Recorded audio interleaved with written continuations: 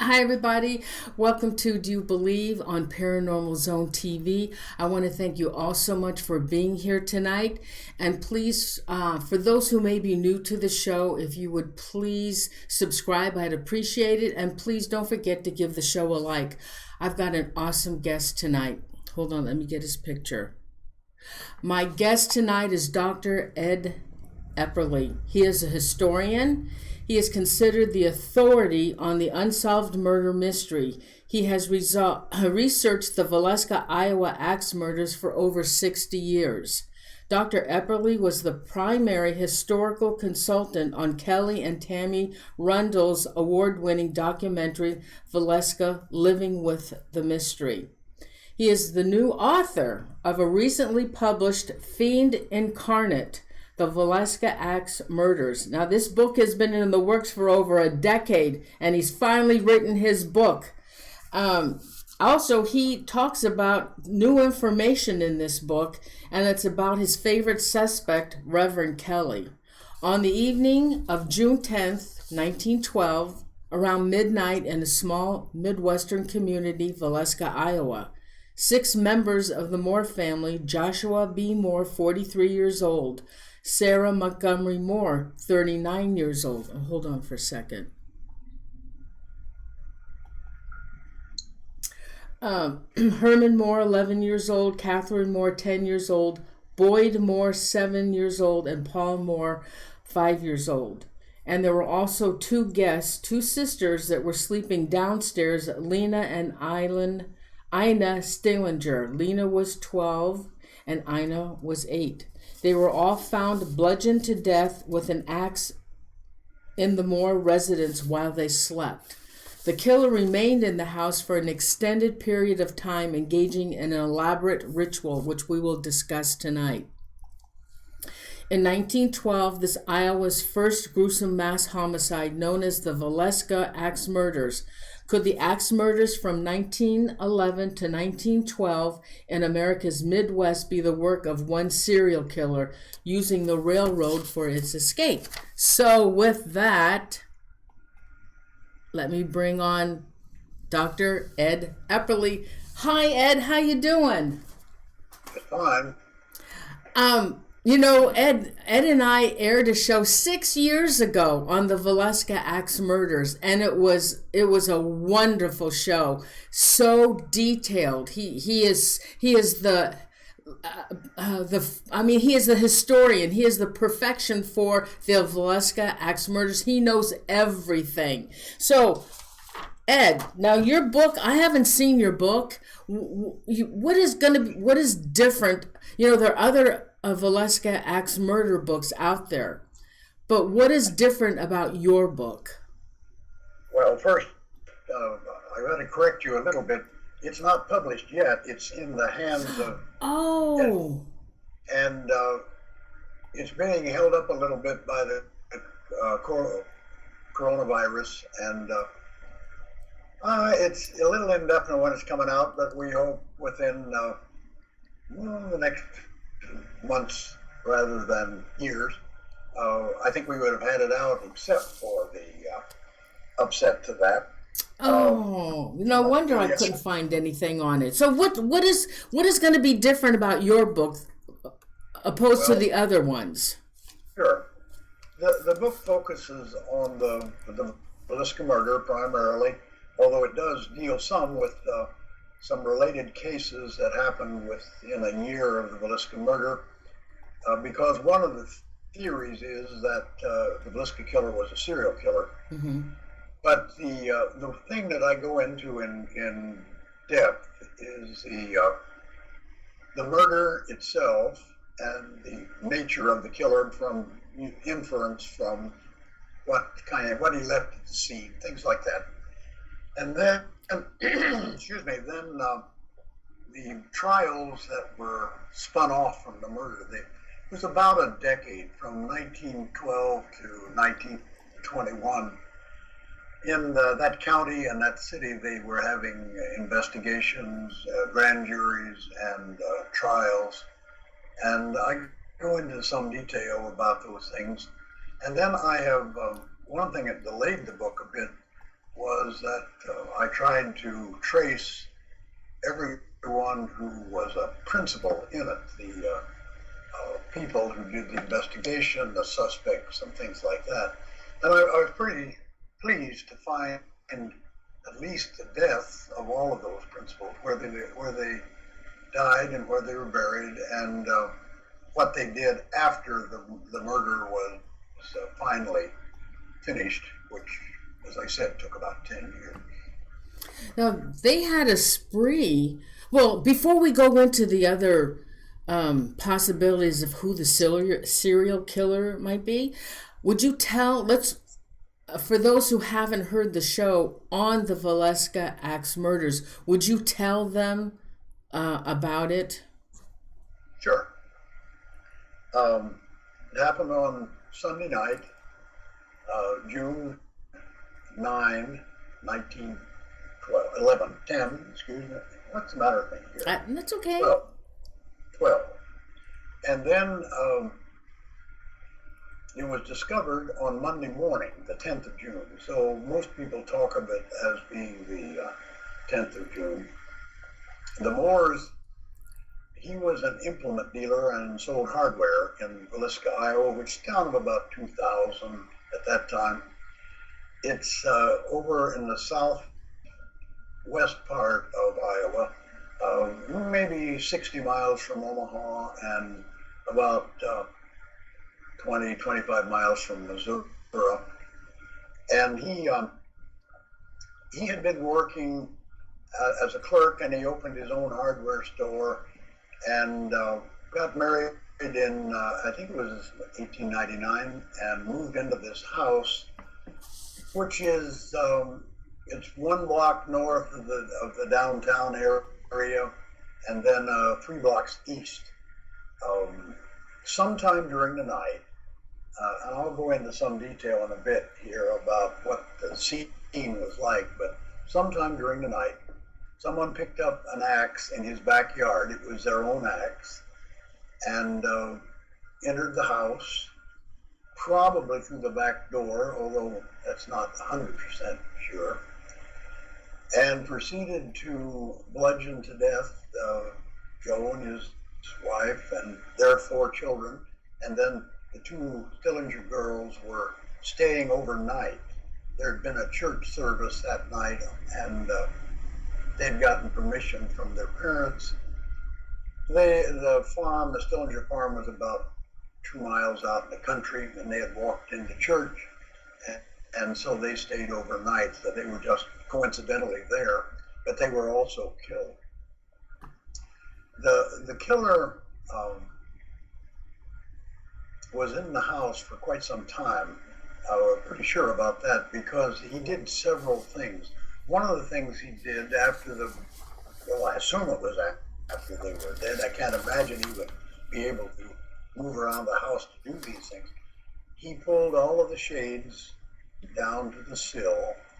Then he got a black skirt and tore it in two and hung it over the glass in the front door. There were 2 doors that opened onto a small outside porch, and he covered that glass, pinned those up so that they would stay. He then he was in the upstairs twice. All of the Moores were sleeping upstairs. You go into the Moore house, you go up from the kitchen, you go up a little S-curved stairway that's very steep and narrow. And at the top of that, there is a room with no hallway, just the room itself. And that's where Joe and Sara would sleeping. Their bed ran east and west, and then you go into a room in the south part of the house upstairs, and that's where the 4 children were sleeping. They were, one was on a cot, and the 2 boys were sleeping in the same bed, and the girl was sleeping in on another small bed. It was kind of pathetic in a way because they reported, people who went through the house, that there were toys strewn around that room where they had been playing, apparently. And then downstairs, you come in the front parlor from the porch. The parlor's on the south side of the house. You cross in, and there is a small room on the northeast corner of the house. And the 2 Stillinger girls were sleeping in a bed in that room. The house was completely locked. The front door, the side door, the back screen was hooked. All of the windows were down and locked. One of them was not locked, but it was blocked by a sewing machine, and then there was a spider web. You used that window very much in the corner, which was pretty good evidence that had the killer opened that window, the spider web would have been broken, and so it looks like he took some care in sealing the house. The downstairs bedroom where the girls were sleeping, there was a lamp with the chimney taken off, a coal oil lamp or a kerosene lamp.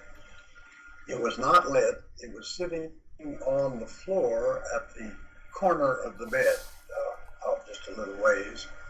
And the chimney for that lamp was under a dresser that was on the east wall. Then against the south wall, the axe was leaning, the murder weapon.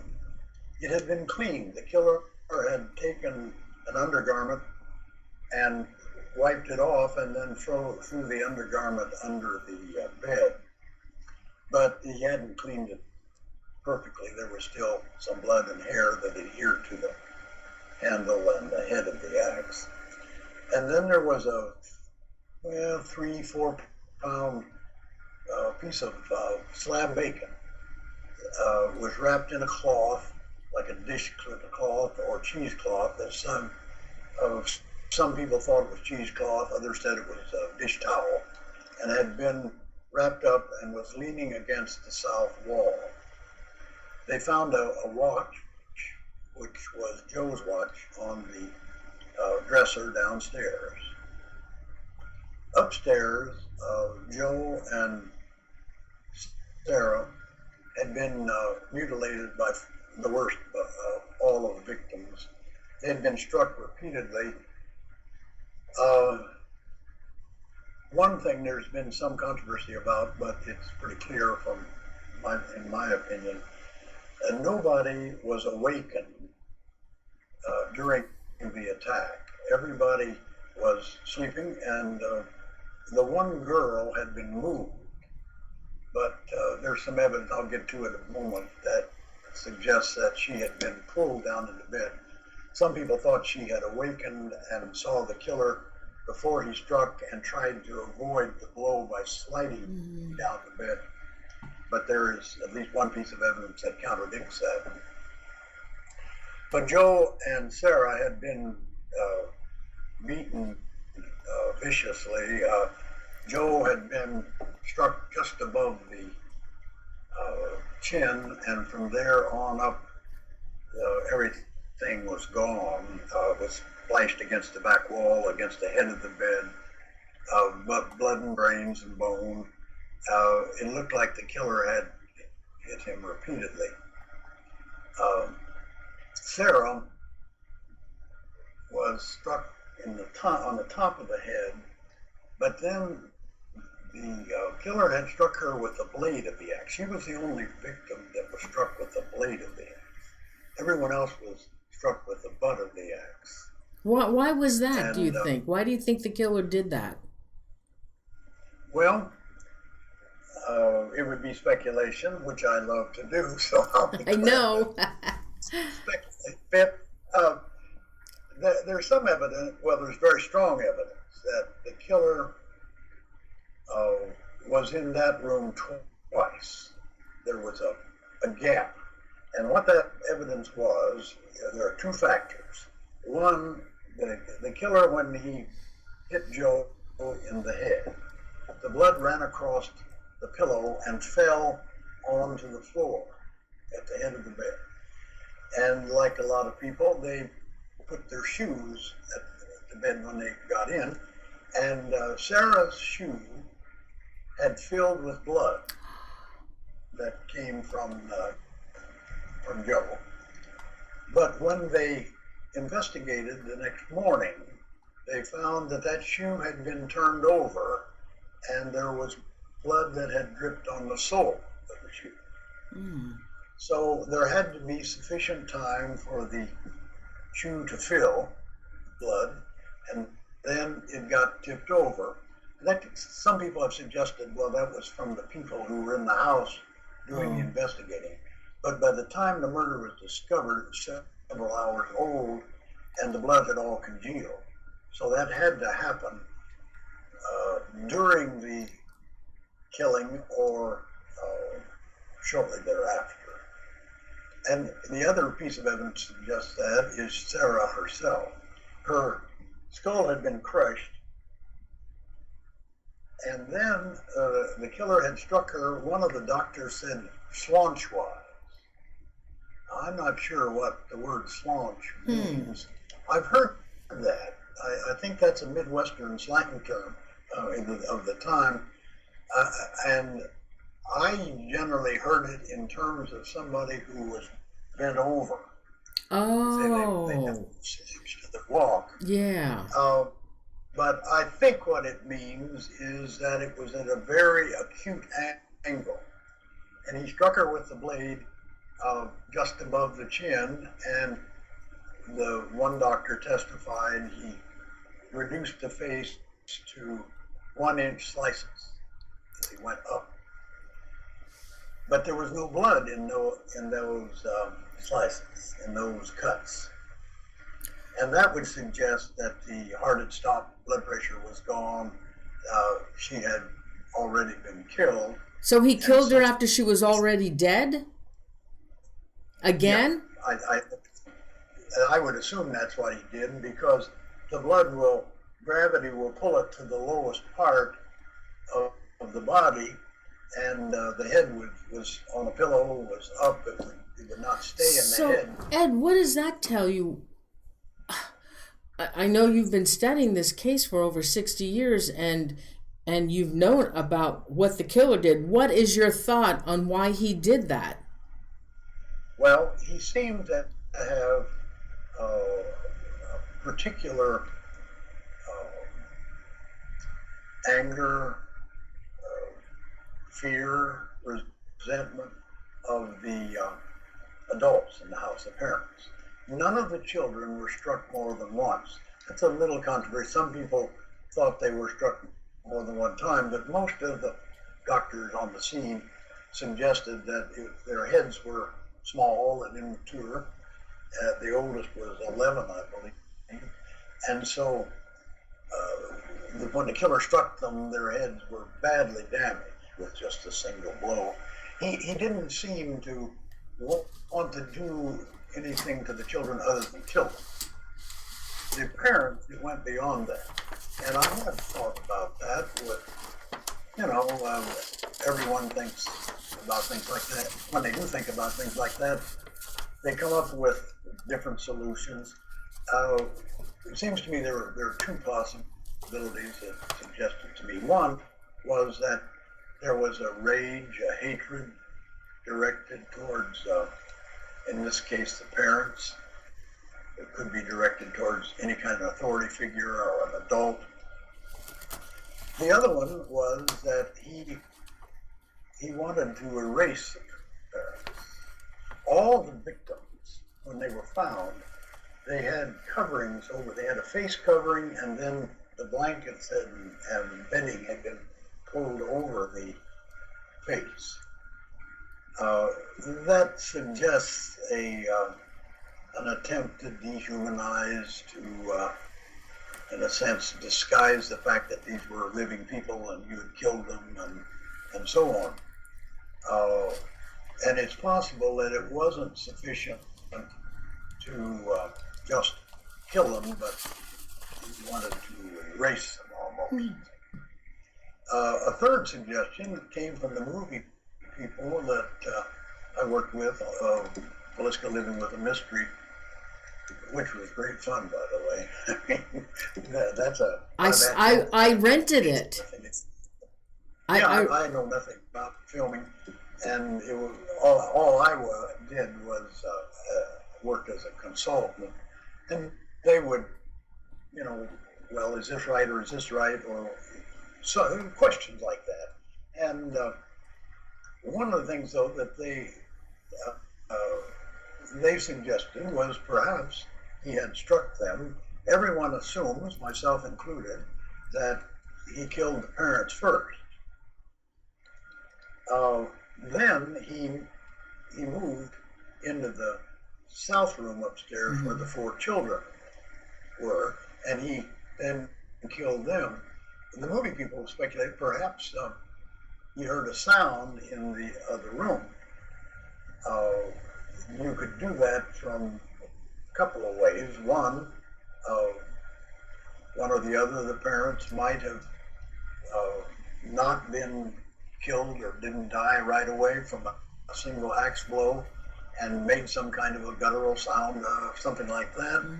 Or just as possible would be that there are a lot of fluids in the body and they may have gurgled, gas may have been expelled, so anything like that would have generated noise, and so he went back and literally obliterated them just to make sure they were dead. But Ed, what about the 4 children? There were 4 children in that other bedroom, correct? And he killed all 4 of them in that one room. How could he do that? I laugh, chuckle, because I don't know how many times I haven't been asked that question. Okay, so tell me. That doesn't bother me as much.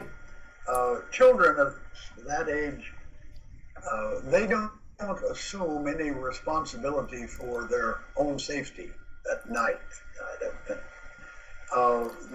They kind of sleep the sleep of the just. They don't carry guilt the way we do as adults, and so I think back to my own daughter. She was about that age, and one night we had a storm, and the wind was blowing, and the lightning and thunder was rolling, and her window was open. I went into her room to close that window, and I had to lean across the bed, took out the wooden strut that held the window up, and I dropped the window, and it fell with a crash that shook the house. Didn't break the window, but it literally was a bang. She never moved. She didn't hear anything. She didn't have any awareness of that. And children, I think, may well sleep pretty soundly. But Ed, I think there was a crib and maybe 2 other beds. So the cot and 2 other beds. All right, so two of the children had to have been sleeping together, right? So he, like the parents didn't give any evidence of moving either. Wow. Okay. But that's one of the problems. That's it's hard to envision. That's one of the things that caused a lot of local people in Villisca to speculate. Perhaps there were multiple killers. Perhaps there were, so they could kind of all strike at once. I'm not sure how they would synchronize their watches or anything, but people talked about, maybe it's more than one. But there was only one murder weapon. Excuse me? There was only one murder weapon. Yes, that's true. Only one was left at the scene. I think that's a stretch to suggest that there were multiple people in the house. I've not found any evidence of that. So then the killer goes downstairs. Now, how did he, do you think he searched downstairs all the rooms? Or did he know that there were two other people sleeping downstairs in the guest bedroom?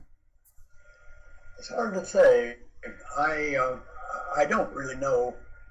He might have. The house is very small. Yeah. The only room he would not have seen by his movement around the house would be that little bedroom in the northwest corner, and then in the kitchen there's a little pantry off of that.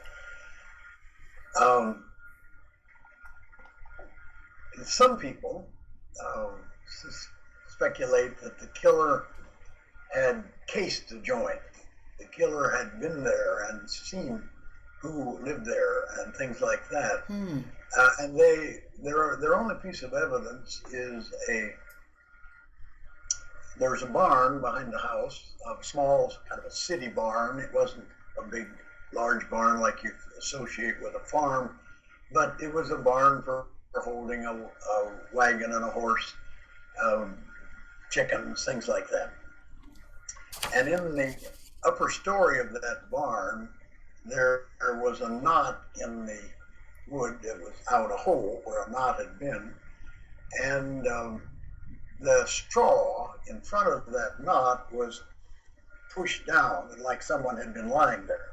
And they suggested that the murderer had been there and peered through that knot hole and watched the family.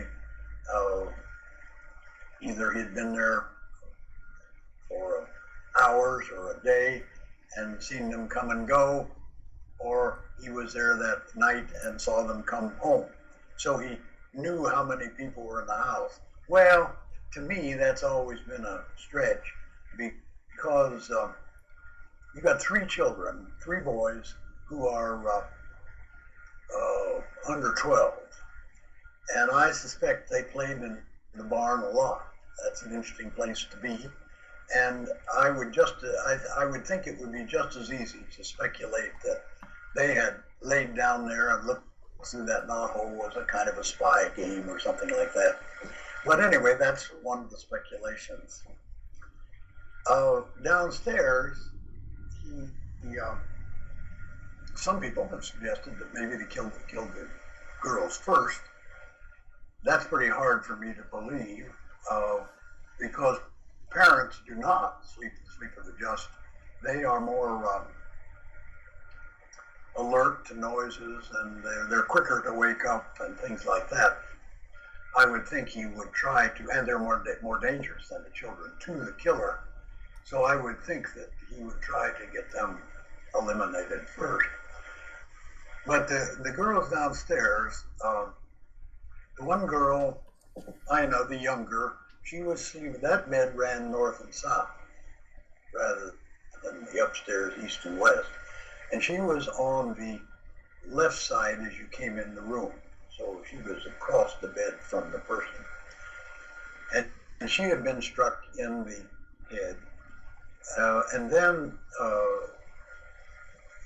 the older girl was on the east side, and she was found about halfway down the bed, maybe not quite that far.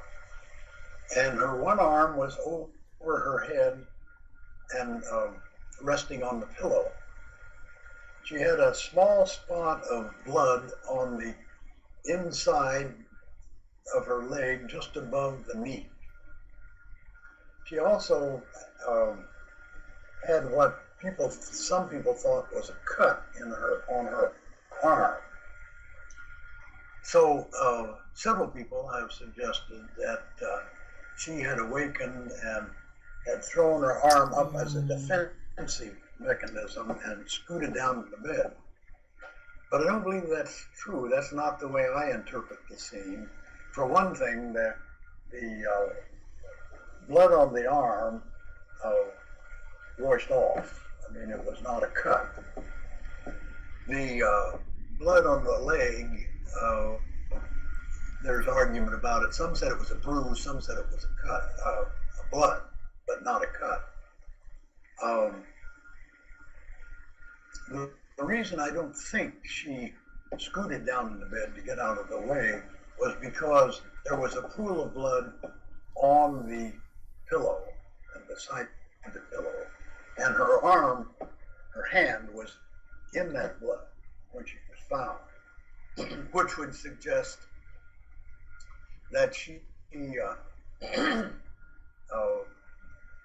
there wouldn't have been no blood there if the killer had killed her in the middle of the bed. So I think what happened is he killed her and then he pulled her down in the bed. She was lying, her shoulders were on the bed, but her body, her legs were rotated at the hip. She was lying on her right hip with her left leg drawn up. Her undergarments had been removed, used to clean the axe, and her nightgown was bunched up above her waist. So she was naked from the waist down. She was actually covered with the bedclothes and the facial covering like everyone else. But that apparently had been applied later. She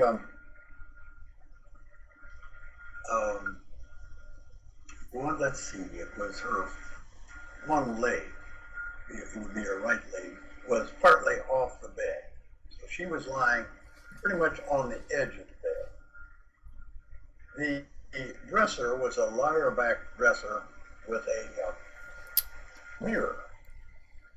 And the killer had taken a black piece of cloth out of the dresser, I suppose, and had covered the mirror with that cloth, which provoked a lot of, excuse me, provoked a lot of discussion, a lot of speculation, which we're going to do here in just a second.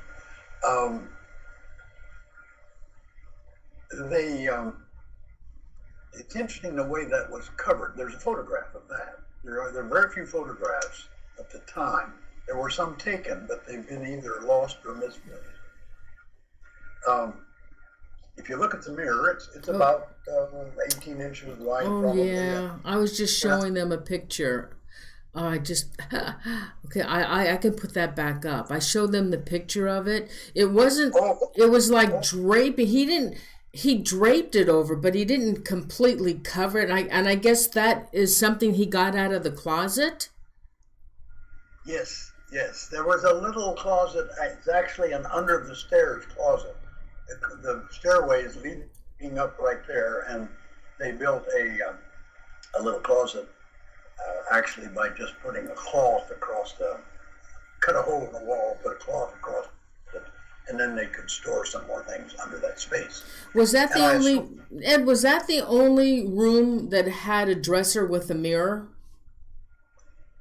I can't answer that. Some people talk about the covered mirrors, but the investigators at the time only talked about a mirror that was covered in the downstairs. I can't really believe, though, that the Sara would not have a mirror in her bedroom somewhere, more than just a hand glass. I would assume she had a full-size mirror somewhere. And if they had a full-size mirror in the house, which they did, you would suspect she would want it. So that other room downstairs, I don't know whether all four kids slept together upstairs like they were the night of the murder, or maybe that Katherine slept there and she moved up so that the visiting Stillinger girls could stay there. I've never seen any information about that. They might have, I suspect they had a mirror upstairs, but no one mentioned there being a mirror upstairs, and no one mentioned them it being covered in any way. So, but if you've seen the picture, as you say, it's draped over the mirror. it, it wasn't an attempt to cover the mirror precisely. Whereas the doors, that he took time enough to make sure that they were completely covered. He didn't leave any thing there. So do you think the killer did that after, for the door anyway, after or before? Don't you think he would have covered it before he started killing? No. Really? I don't, because I would think he, you know, if I were setting off on such a task, I would be afraid of waking up the adults or the kids, frankly. And so I would go in, axe in hand. Remember, he got the axe in the backyard, so he had the axe with him. And he would have gone upstairs, I would speculate, kill the adults, then kill the children. And then he either found the two girls downstairs, more likely he had a suspicion that they were down there, and I didn't kill them. Then he closed the house. I would think, you know, the walking around, he had to go in the pantry to find the bacon that he put in the downstairs bedroom. He had to get the cloth and pin it up and pull down the shades, those kinds of things. I can't imagine that he was doing all of that while all of the people were sleeping in the house. I had, that's speculation. Oh yeah, oh God, I don't know if I read this or if it was in the video that I saw, that the killer had placed Lena in a sexual compromising position. Oh yes. And that that lard, they said, I think it was found in the kitchen floor, or was it in the bedroom? No, it was a slab of bacon. Oh, a bacon. So, yeah, and it was leaning up against the wall next to the axe when it was found. Okay, and I had read or heard it through the movie, the documentary, that he used that to please himself. And now I'm assuming it would have been after he killed everybody. I would think so. The bacon was completely confusing to everybody. I mean, nobody had an explanation for the bacon. Some people suggested perhaps it was a tramp, and this was kind of his kit, his food, and he, in his excitement or in his anxious to get out of the house or whatever, he forgot it, left it. But it looks like it was cut off of a larger piece that was in the pantry. That's what all of the officials believed, although they admitted that they hadn't matched it. You know, they hadn't put it together. I don't know why they didn't, but they apparently didn't. But in 1917, when the trial of Kelly was starting, the Iowa Attorney General, Havner... Oh, tell them who Kelly is. They don't know who Kelly is. Excuse me. We know, but the viewers don't know. So, okay, so after these murders and the authorities came in, the bodies were discovered, I guess, by Mrs. Peckman, and they all came in, and I had heard through this movie that there were so many people that came to, let me show I have a picture of it, to the house that, I mean, there was hundreds of people that bombarded this murder house, and that they might have ruined a lot of evidence and touched things that they shouldn't have. Of course, in those days, it's not like today. So there could have been a lot of stuff that wasn't available for this investigation.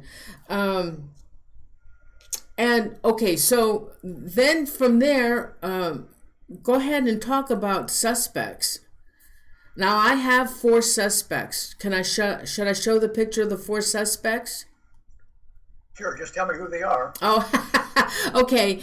Frank Jones, William Mansfield, Reverend Kelly, and Henry Moore. Okay, they all were suspects.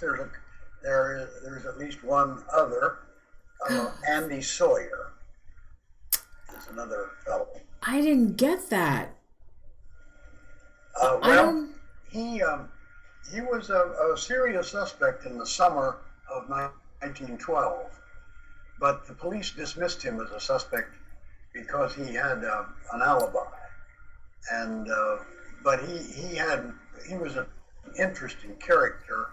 He showed up on the morning of the murder, quite early in the morning, like 5:30, 6 o'clock, over in Creston. Creston is a larger town. Many of you people will think that's funny because Creston's about 7,000, I suppose. But it's a railroad center on the same railroad that runs through Villisca. And there was a work crew. And this fellow came out of the railroad yards. He was disheveled. He was wet to the knees. He'd been walking in weeds, wet weeds. And he signed on with his bridge crew. And he was a tall, lanky, raw-boned sort of guy, probably late 20s, early 30s. Andy Sawyer, and they hired him because they were going to build a bridge. They went through Villisca that morning, but that was before the murder was discovered. And he had lived outside of Villisca. And they were working. He said he knew how to run a steam shovel or a steam pile driver. And what they would do is they would take these large railroad pilings and drive them into the ground and build a bridge on it. They were a bridge crew. And he soon demonstrated that he didn't know how to run up. He'd lied a bit to get the job. So they put him to work sharpening the piles. What they would do is take an axe and put a point on the pile on one end so that when they hit the other end, it would go more easily into the river muck and hold the bridge firm. And he was a whiz with an axe. He talked to himself all of the time. He was really an eccentric young man. He would talk to the piles. He would say, "I'm going to cut off your head," or "I'm going to hit you with this axe," and things like that. Mm. When they went back through Villisca, by that time they had gotten newspaper accounts, and he told the group where the murder house was, things like that. So he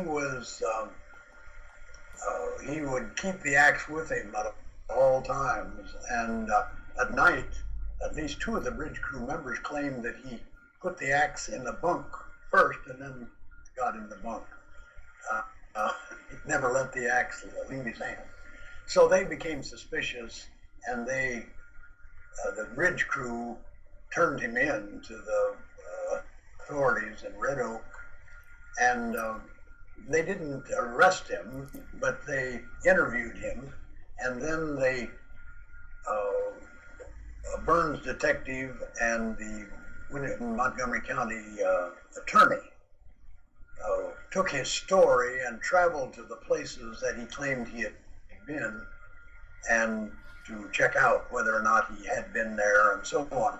He claimed to have been in Osceola, Iowa, which is another 60 miles east, and got run out of town by the town marshal, and he took a train, a freight, hobo, to Creston and got off, and then he had taken another train into, it was Creston. He stayed in Creston, I'm sorry, excuse me. And that's where he got his bridge job. And they talked to the marshal, and he remembered the fellow and said, yes, that's true. He was here until 10:19, I think, was the time the train left Osceola. And so it doesn't look like he would have had time to be in Villisca and get back to Preston before the bridge crew, before it hired on. So he fell out of interest as a suspect. Yeah, I never heard of him. And all right, so what about, okay, so let me go back and show them the picture of those four, where are they? The four suspects. But mainly, there's really two of them. All right, oh gosh, hold on. I have so many pictures here. Oh, I'm sorry, guys. This new program sucks. Hold on. Where are they? Oh my God. Oh, here they are, the four suspects. Okay, so Frank Jones. Frank Jones was a hardware dealer, an implement dealer, so he was a business competitor of the murdered man. He was also a banker and was the state senator. He was the primary local suspect. Everybody looked at everybody else when the murder was discovered, and he was the one with the most motive locally. And so he remained was the favorite suspect in Villisca because the majority of the people in the town believed he was behind the murder. And that was for three reasons, really. One, he was not well liked as a person. He was an important person in the town, but there was a lot of resentment. He was a hard man to owe money to. He was superior in his attitude, things like that. So the town didn't really have a liking for him. Secondly, he was a business competitor with the murdered man, and everyone knew that they hated each other over business conflicts. Joe Moore had been his salesman, his lead salesman, until 1907, when he left Jones' store and started a competing implement business. And he took the John Deere Plow Company franchise, which was important. Oh, yeah. With him. So they hated each other. They wouldn't pass on the street. If one saw the other coming, they'd cross the street rather than meet him. The primary reason, though, was that he had a son who was kind of a heavy, overweight fellow, not very sharp, I don't think. And he married well. He married a really a beautiful woman. She was a school teacher that had come to town and taught country school. And they had gotten married in 1910. Donna Bentley was her name. And by the fall of 1911, there's no direct date, but that was the time, either late summer or fall, she started to receive telephone calls from men in town. And they were arranging times that they could visit her at her home, which would not be done in 1912 Iowa, rural Iowa.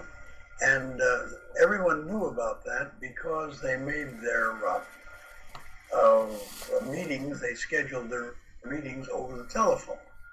And the girls at the telephone office could listen in, and they did. And they told a friend who wouldn't tell anybody else but did, and pretty soon everyone in town knew about these meetings. And one of the paramours that was calling her was Joe Moore, the murdered man. And so that was the motive behind it, for those who believed that was true. Oh, that Joe was having an affair? Yes, that Joe was having an affair with wife of Albert Jones. And so F. Jones, nobody thought Albert would have made the arrangements, but F. Jones hired Mansfield. That's why I said there were two of you were the same. Mansfield was a butcher. He had been in the packing houses in the Chicago area, was born and raised in Blue Island, Illinois. And one of the reasons he was accused was because his wife, daughter, and father and mother-in-law were killed by an axe murderer in 1914. And shortly thereafter, the fellow who was pushing the case against Jones fingered him as the person that had done the actual killing. Jones wouldn't have done the killing. No one suspected him of actually swinging the axe, but they thought he hired William Mansfield to do that. Mansfield was a labor organizer all of his life and ended up in Milwaukee. He died in 1959, I think. The other one was Henry Lee Moore. No, let's do Reverend Kelly first. Oh, excuse me, sure. Reverend Kelly was a tiny little man of 5'2" and weighed 119 pounds when he was arrested. He's the only person who has been tried for the murder. He was tried twice, and there was a hung jury followed by an acquittal. He's from England. He came to America in 1904. He had a job in the Methodist, a preacher in the Methodist Church in North Dakota, eastern North Dakota. And from then until 1912, he preached all over the western Midwest. I mean, from North Dakota, he was in Minnesota, Iowa, Nebraska, Kansas, Oklahoma. He never stayed anywhere very long. They were dirt poor. They didn't get paid well, and he couldn't manage money at all. So in the spring of 1912, about a month before the murder, he enrolled in the Omaha Presbyterian Seminary to become a Presbyterian preacher. And the president of that seminary got him a job in a little Iowa town of Macedonia, which is 50 miles northwest of Villisca. And part of that job was every other week he came to Villisca and he preached on Sunday morning and Sunday afternoon in two country churches, two small country churches. And this was his first trip. He came on the Saturday night. He got to town and went out and stayed with a parishioner. He preached in the morning at Pilot Grove, I think, and he preached in the afternoon at Arlington, and then came back and stayed overnight with the Presbyterian minister. Kelly is the only person who has been associated with the murder that was definitely proven to be in Villisca the night of the murder. He was in the Presbyterian manse, which is about 3 blocks west on the same street as the murder house. Kelly had a reputation for window peeking. He was a voyeur. He was caught doing that in several towns, including Macedonia, that summer. And the minister, Ewing, he was staying with, it had a night service, come home, and sometime between 10:30, 11 o'clock, the minister and the family went out in the backyard and slept in a tent because Ewing had a sinus condition, a tonsil problem. He killed him, by the way, few years later. But he could sleep better in the cool air outside, he thought. So Kelly was in the house alone the night of the murder. If he was the killer, he left and went on a window peeking journey, probably. And in his confession, he confessed to the murder. And in his confession, he claimed he was walking down the street and saw that these two girls going to bed. He could see under the shade that wasn't pulled all the way down. And God's voice came to him and told him, "Suffer the little children to come unto me." And he raised his hands and said, "Yea, Lord, thy servant heareth," and went in and found the axe, went and killed the people upstairs, came down and was standing in the living room, and the Lord's voice came and said, still more to be done. And he went into the back bedroom and killed them. He said that the sun was just lighting the eastern horizon when he left. Went home, got his stuff, went to, when I say home, the Presbyterian manse, got his suitcase and went to the depot and left town. Hey, and can I ask you a question? When he was he was arrested for the murder, wasn't he? Wasn't he arrested for these murders and put in jail? Okay. He was tried. Oh, okay. And when did you have access to any of the police reports from Reverend Kelly? I'm just, because what I'm wondering, my question is, in that report, did he, because they know that the faces were covered, the mirrors were covered, the any glass doors, any windows on the glass, any glass doors that had the glass window were covered. Did they ask him about that? And if they did, why did he do it? No, I don't know that. I don't know. I can't remember reading any kind of a report in which they tried to get him to explain, why did you cover the mirror or anything like that. That may have been done, but it didn't. I haven't found any record of that. They didn't really, like take notes. They didn't have a court reporter when they were interviewing him. When he made his confession, they did.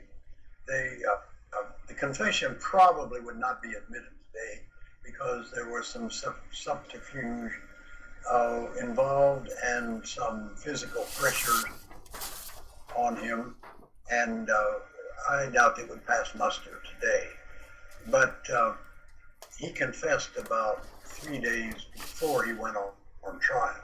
He was arrested in the spring of 1917, tried in September, and confessed on the last day of August. Can I ask you another question? When they incarcerated him, they had suspected that the murderer was left-handed, and so they persuaded Reverend Kelly to cut some wood. That's correct. And he cut the wood left-handed. Yeah, that's right. He was held in a jail in a town called Logan, Iowa, which is 40 miles or more from Red Oak, where the trial took place. He was moved out of Montgomery County because the authorities were afraid that a mob would break in and free him, not lynch him. Because by that time, the bulk of the people in Montgomery County believed that F.F. Jones was responsible, and he was thwarting justice by getting this mentally ill. Kelly had been in a mental hospital. See, it's a 5-year period between the murder and the trial, and during that he had spent close to 9 months in a mental hospital, the National Mental Hospital in Washington, D.C. he had lots of mental problems. Well, he died. When he died, he was in a mental institution. He did. He died in a mental hospital outside of New York City. He was living in New York City and spent the last 12 years of his life in a mental hospital on Long Island. That was one of the things that I found hardest to find. I finally broke down and hired a professional, and he did it pretty quickly, but I couldn't find where he was. Let me just give you the case against Kelly quickly. Yeah. He had the confession, which did not impress the jury. I interviewed one man on the jury, and he said Kelly had a bruise on his face during the trial, and they thought that that was evidence that they had beaten the confession out of him, so they dismissed it. Most of the people didn't want to convict him anyway. That was part. He sent, the week after the murder, he sent a shirt to a laundry in Council Bluffs, and that shirt had blood on it. So there was evidence about the bloody shirt. He didn't do it in the regular way. He turned it in himself. He was in Council Bluffs, put it through a drop slot in the laundry with notice to send it to Macedonia. When it came, it had not been sent from Macedonia, and so it was a local druggist who had the concession to get the white shirts, the oil front shirts, and send them to the laundry. And so he was curious as to who would do that, who would pick that up, and Kelly picked it up. So that was part of the evidence. Probably the most damning piece of evidence, on the morning of the murder, he went straight west on the CB&Q, the Chicago, Burlington, Quincy, main line, and he got to a place called Hastings Junction, which is a small town, got off and got on a local train that went north to Macedonia. While he was on that train, when he came on the train, he found two parishioners they were in his congregation in Macedonia, named for Simmons, and said he came down the aisle and he put his hands on the back of their seats. They were wicker seats, and he said the most terrible thing in the history of the world happened in Villisca last night.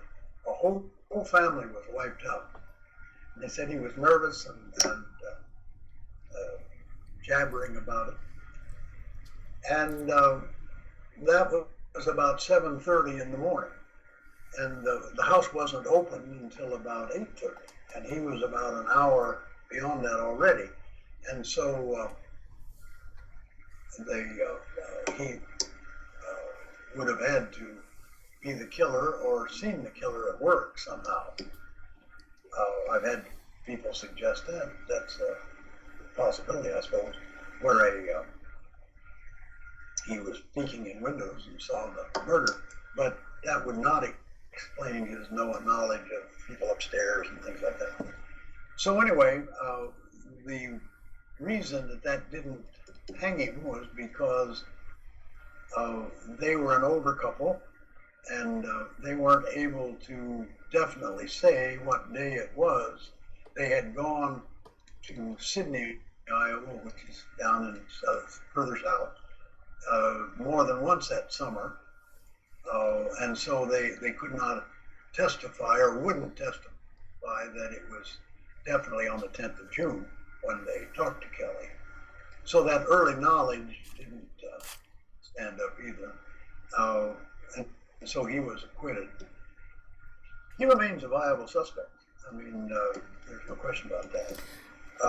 The only other viable suspect, in my judgment, is not Henry Lee Moore, but a serial killer unknown. Can I ask you another question, Ed? I'm sorry, I don't mean to interrupt you, but I also remember when we did the show, they said that Kelly was too slight. He was too small of a man. And I have a picture of and him with him. They had him holding the axe, and there's no way that axe could have reached the ceiling when it was lifted high in the air. So so here I'm showing a man with an axe with the it was cut up on the ceiling, and they said that there was no way that it could have been him because he couldn't have had the axe reach the ceiling that high. He was too short. What do you say about that? Yeah, that's a widely argued point.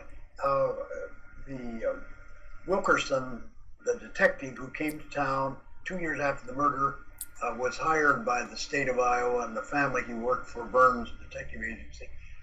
He crafted the case against Jones, and so he dismissed Kelly. And that picture you have was posed by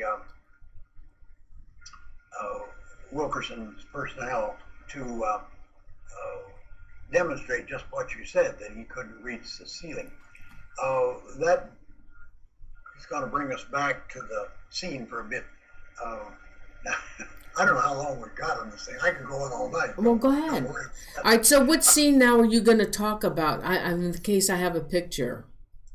What's that? Okay, go ahead. I'm going to talk about the fingerprint expert that came to town the day after the murder.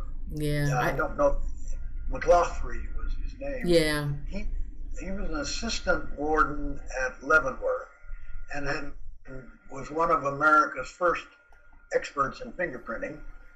And he had started a fingerprint collection by fingerprinting all of the inmates at Leavenworth Federal Penitentiary in Leavenworth, Kansas. That became the basis for the FBI fingerprint file once they took over and so on. So he was a legitimate person. He's the only person who did anything like a modern forensic evaluation of the scene. Now he was there, came into town and was drunk. I mean, he 4 sheets to the wind. Yeah. That's right. He was out of everything, almost unconscious, and they did sober him up. But then he finally went to the scene. He did not have any success with fingerprints. I wouldn't know why they would even do it, because there had been dozens at least, and probably 100 or more people who had gone through the house. The axe had been picked up and moved, things like that. But anyway, he did try to find fingerprints and didn't, but he did some very elaborate study of the blood spotting that was left and the cuts. There were cuts in the ceiling in the upstairs bedrooms where the killer had swung the axe and hit the ceiling. In Joe and Sarah's room, it looked like it was the butt of the axe, not the blade. And it was on the backstroke. When the killer brought the axe back, it hit the ceiling and made gouges in the ceiling. And there was plaster dust on the bed. So what do they think how did they, I know I want to talk about forensic, I want to talk about a profile about the killer. Now how tall would somebody have to have been in order for that axe to reach the ceiling? Well, he wouldn't have been very tall because that's a gabled ceiling. I mean, it comes up and then it's flat across the top. The house, it's not like our normal wall where the wall goes all the way up and then you have the ceiling. Mm-hmm. The wall goes up about 3 or 4 feet and then it comes at an angle and you have a flat ceiling over just a little part in the middle of the room. So I wonder, why didn't they And just so, bring Kelly over there with an axe and have him raise the axe toward the ceiling? well, if you look at that picture carefully, they've kind of shortened up on the axe too. He's not holding it at the end. He's holding it Right. about halfway up so that it would look like he couldn't get to the ceiling. The south room where the kids, if you're talking about profiling, this is the thing that made the fingerprint experts' analysis particularly interesting. The cuts in the south room were done with the blade of the axe. They weren't done with the butt of the axe. And they were not over the beds where the victims were. They were out in the middle of the room. And you couldn't, no normal person would have hit the ceiling by swinging an axe at that. That was the highest point of the room. Mm-hmm.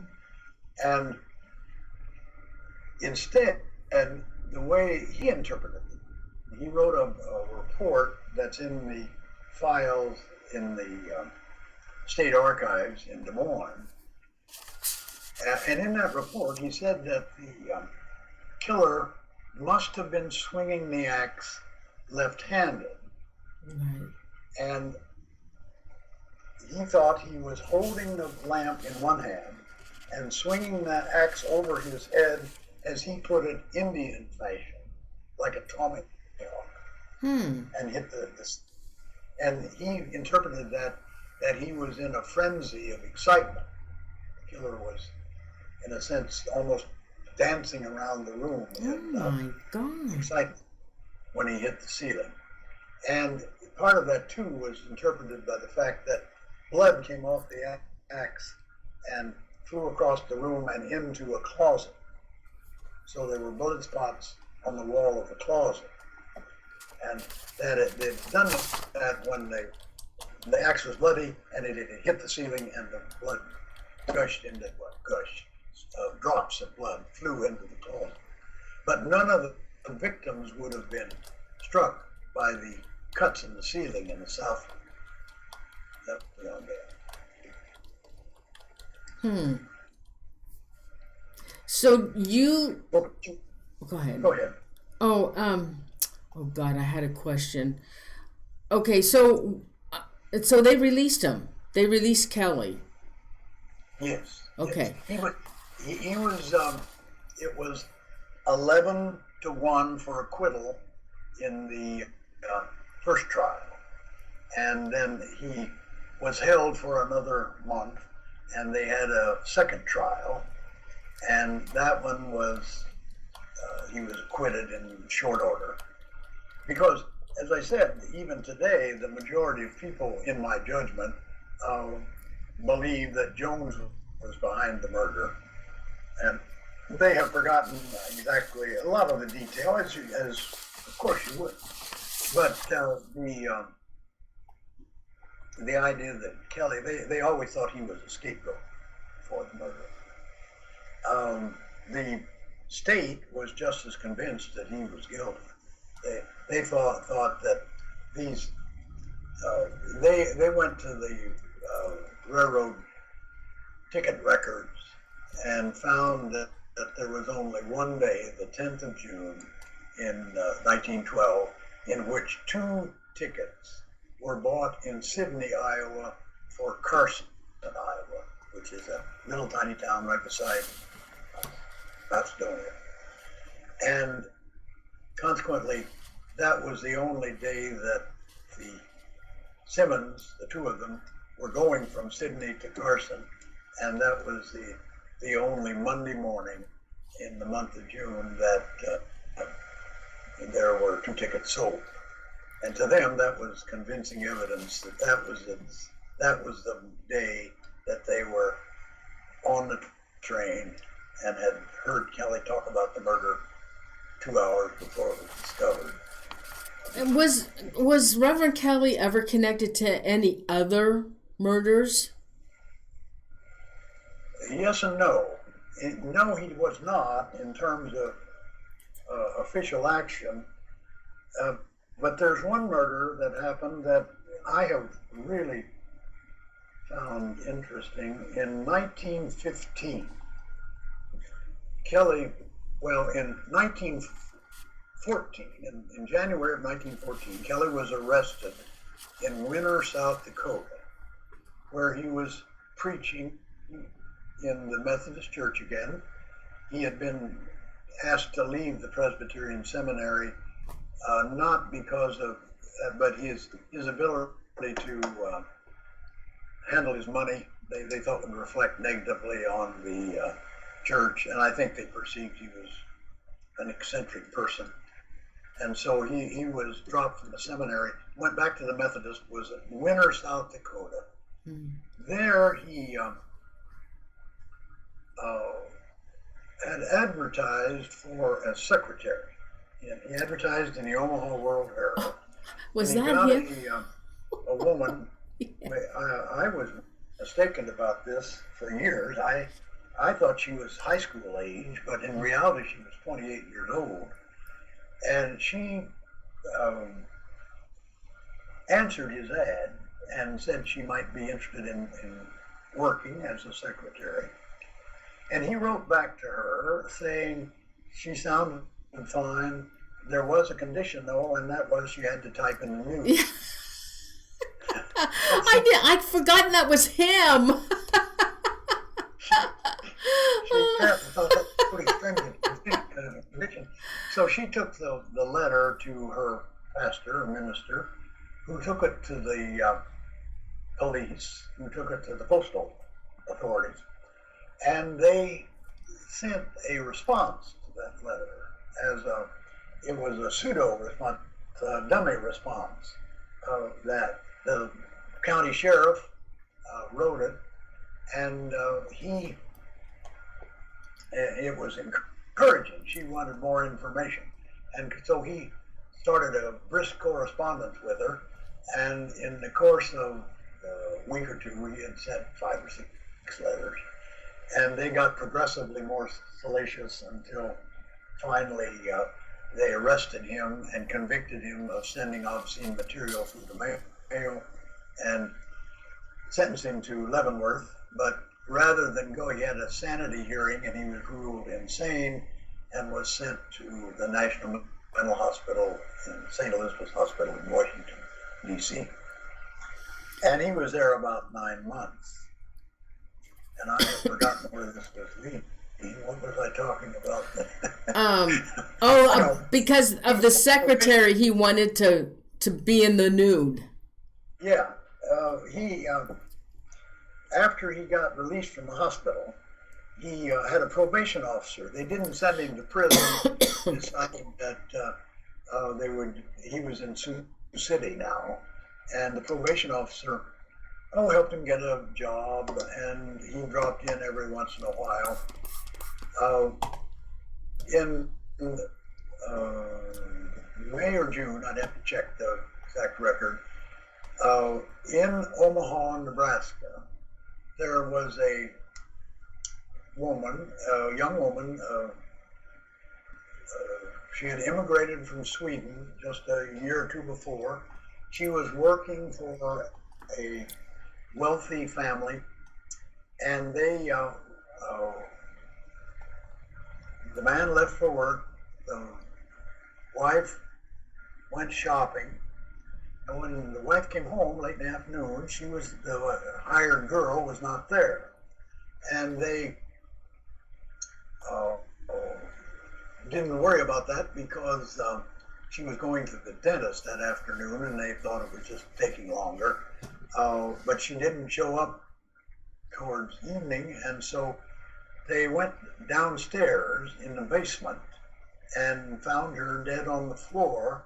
She had been struck by a hatchet, bludgeoned to death, and she was lying face down, struck in the head only, and the one detective in his report said that she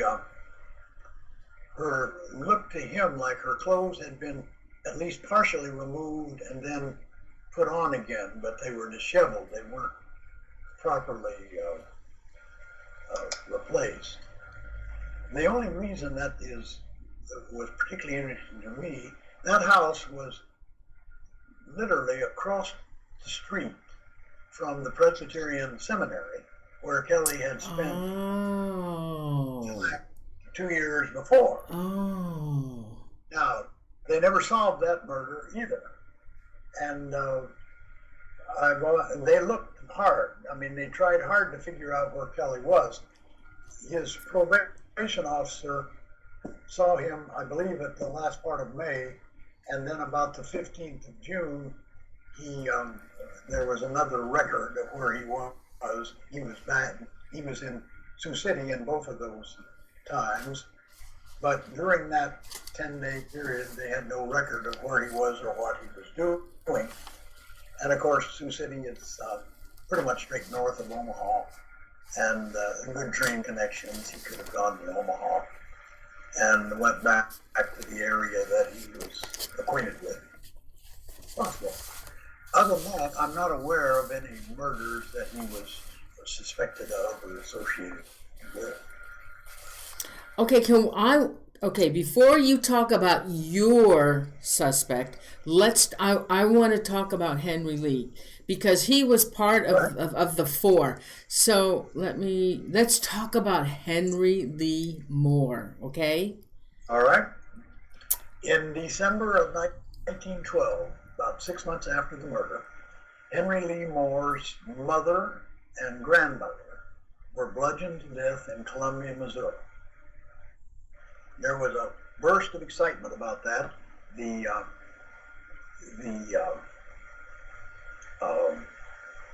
Des Moines Register carried articles about it, most of the papers, and the speculation was it was a continuation of the serial series that Villisca was a part of. And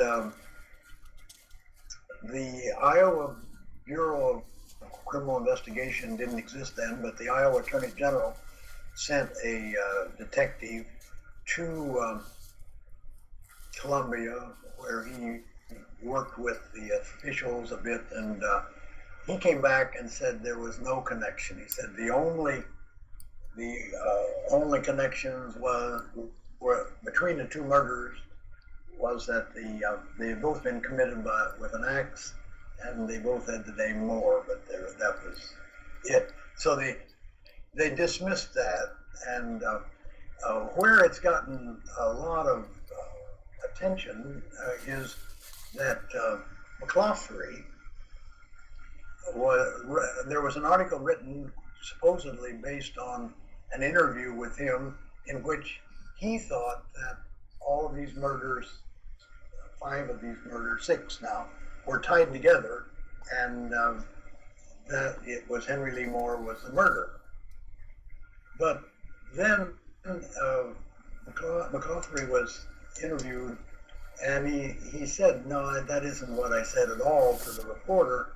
What I said was that Henry Lee Moore ought to be forced to prove an alibi. Where was he when these other murders? He said, I didn't have any basis for accusing him of the murders other than the fact that there was similarity between the murders, and we know he committed one of them, so we ought to find out where he was. And there was I don't know whether you'd be called a counselor or a probation officer in prison, in the prison where Henry Lee Moore was sent to. It's Missouri Penitentiary. And he too was suspicious of Henry Lee Moore. But the officials, the policemen on the scene, did not feel that he was guilty. He claimed to have had a collection of newspaper articles that dealt with murders, seemed to have an interest in murder. He also told the police he did most of his own defense, and he told the police that he had seen worse murder scenes than his mother and grandmother, and he sometimes went to morgues. I don't think that morgues would just let people come in and come around, but he was a strange guy. He seemed to be. I would be inclined to think it was more that he had psychological needs to kill his mother and grandmother. I have no idea why. But once he did it, he seemed quite relaxed and at ease. He gave interviews to the police and didn't put up much of a fight at the trial. He kind of served his own counsel and was convicted and sentenced to life rather than execution. Not clear why that was done. Yeah, so he... I don't have any objection to that. No point of killing him. And he lived his entire life then in prison until at the very end of his life, he was paroled by the governor of Missouri, and he went to St. Louis, where he was worked and lived at Salvation Army home in St. Louis. All right, so there's one other now. No, I'm not finished with this one. Don't, because I think he's the one. So we're not finished. Okay, so he was 38 years old, and he was released from prison on April of 1911, and he was placed on parole, like you said, for 1 year, and for forgery, they said, and from the Kansas State Reformatory. Then there was a series of axe murders from 1911 to 1912. And that's right. Okay, hold on. So I have the murders. Let me see if I can see this. Okay, so there was the, let me see. There was the Burnham Wayne murders, September 17th, 1911 in Colorado Springs, Colorado. Henry F. Wayne and his wife and child, along with the visiting Mrs. Burnham and her 2 children, were killed all at the home. And they were killed with an axe. They were in 2 different homes. Is that a newspaper account you have? Yeah, it's an account I got off of a website. Let's see. Also discovered the Wayne family of 3 had also been slain with an axe. In the next house, in the next house, the others were murdered. There were 2 different homes. 2 different homes, correct. And then they said that the killer left the axe at the second murder scene. Then on October 1st, 1911, in Mammoth, Illinois, William and Charity Dawson and their 13-year-old daughter, Georgia, were found bludgeoned to death. And the bloodhounds followed a path from the murder house to a small pond, and they ended at the railroad. And that's where they suspect that he would have escaped using the railroad. Then 14 days later, Schumann axe murders, a family of 5 in October 1911 in Ellsworth, Illinois. Murdered in the tiny Kansas home, cloak and thrown over the bed, lamp found at the foot of the bed, chimney had been removed and set aside. Then Mrs. Snowman's head was severely mutilated and sexually posed after her death, just like Lena. I can add to that. Go ahead.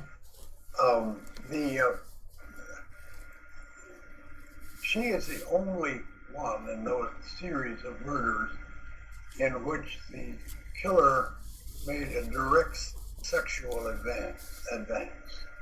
They're pretty clear that there was no sexual touching of any kind in Villisca murder. And I haven't heard that anywhere else. It was that visual. In her case, she was found with 2 toy pistols inserted in the anus. That's the only one of those 6 murders that have any direct physical, sexual elements. It's clear that the Villisca murder was sexually motivated, but it was not normal. I mean, there was no intercourse, there was no rape. It was a visual thing. All right. And then October 11th, there was a Roland Hudson and his wife. They were killed in an axe in Paola, Kansas. Now, I couldn't get any images, any pictures on that case at all. No. No, they were a very young couple, and they had moved from Ohio and only been in Paola for 3, 4, 5 months, and nobody really knew them well, and that murder just kind of disappeared. It kind of resurrected itself. There's been some study of it and some talk about it in the last 20 years, but for a long time. In fact, most of these murders essentially disappeared for a while, with the exception of Villisca. When I went to those communities and tried to interview people, I spent the first day trying to find somebody that knew something about it, had heard there was even a murder there, and or somebody who would suggest you might find records here or there, anywhere. So anyway, those have always been associated together. That was the other theory, that it wasn't Kelly and it wasn't any of these people, but it was a serial killer that moved from place to place. All right, so another thing I want to add is on January 6th, 1913, when Henry Lee Moore was convicted of first-degree murder of his mother and grandmother, he was sentenced to life in prison at the Missouri State Penitentiary. And so from 1911 to 1912, the axe murders stopped in the Midwest. Yeah, the 1912. And he included in that is the Villisca axe murders. Yeah, the Villisca was the last one that is normally presented in that series. That's right. So how do you explain that, Ed? Well, he was out of prison. There is some explanation about that, because he was living. He went back and lived with his parents, his mother, and his father was dead. His mother and grandmother, and he stayed with them. He worked in a grocery store during that year when the 1911 murders were occurring. Now, whether or not, maybe his relationship was such that he could leave and every 2 weeks be gone for the weekend. Columbia you could get anywhere on railroads in 1912. They were everywhere, and so he could have taken a railroad journey out to Colorado Springs, and then 2 weeks go up to Monmouth, and then 2 weeks later go out to Ellsworth, and then 6 months later go to Paola, Kansas. 3 days later, 4 to 5 days later, go to Villisca. That's true, he could have done it, but he was, it's hard to see how he could have moved around that much without some record being made of it. I think that is why the investigator from the state of Iowa was so convinced he didn't have anything to do with Villisca, was because he probably had payroll records or something like that showed where he was working. By 1912, he was no longer working in the grocery store. He was working at the Wabash shops, the Wabash Railroad, and their shops are in a town about 40 miles north of Columbia, Missouri, and I, for the life of me, cannot recall the name of that town right now. It's right on the tip of my tongue, but it's not on my vocal cords. So, but you could get it.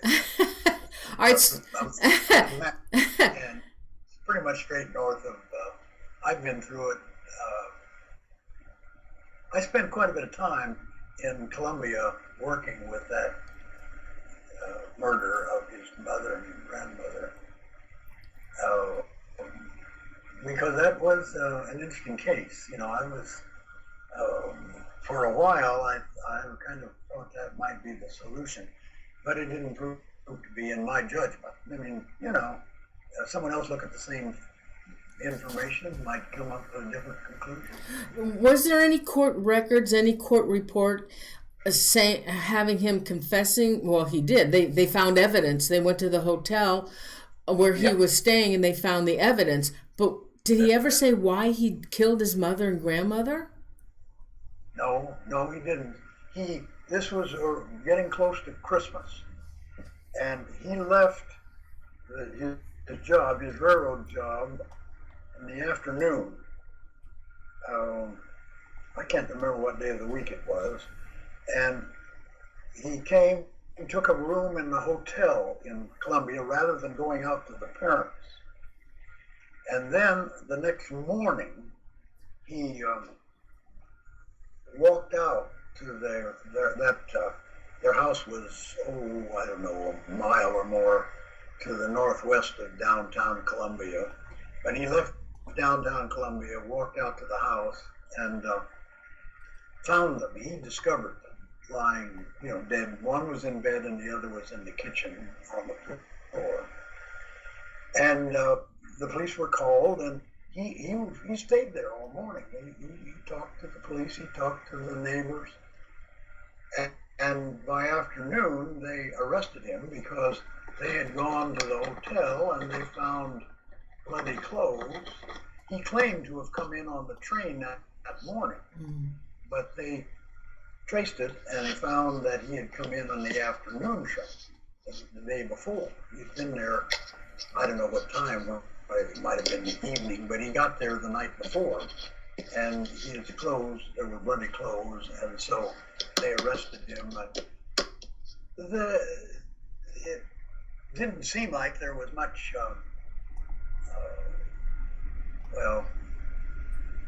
it was a kind of an open and shut case. They didn't do blood testing yet, you see, in 1912, but it was easier to believe that if he had bloody clothes and lied about when he got to town, and had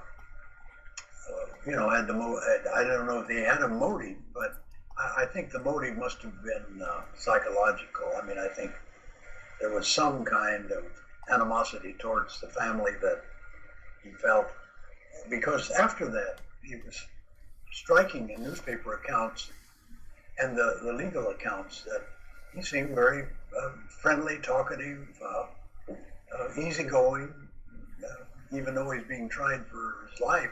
Really surprising they didn't execute him. That he was almost seemed happy, and that would suggest to me that he had accomplished some pretty significant purpose that he had, and so he was relaxed and at ease. That's speculation. I'm good at that. Okay, so who was your pick? Well, there's one last one I want to talk about just briefly. The new book, The Man from the Train, written by Bill James and his daughter. They maintain that it was a serial killer in Villisca, and his name was Mueller, Paul Mueller. He was a German immigrant, and they think he killed his first victim in Massachusetts in 1898. Can I look him up? Is he? What's his name? What's his name? Let me look him up. What's his name? Well, what name do we want? The Weaver guy. Paul? The kill. Yeah. The book, The Man from the Train. The killer is Paul Mueller. Mueller? Oh, there it is. Paul Mueller, connection to Villisca. Let me see. Paul Mueller.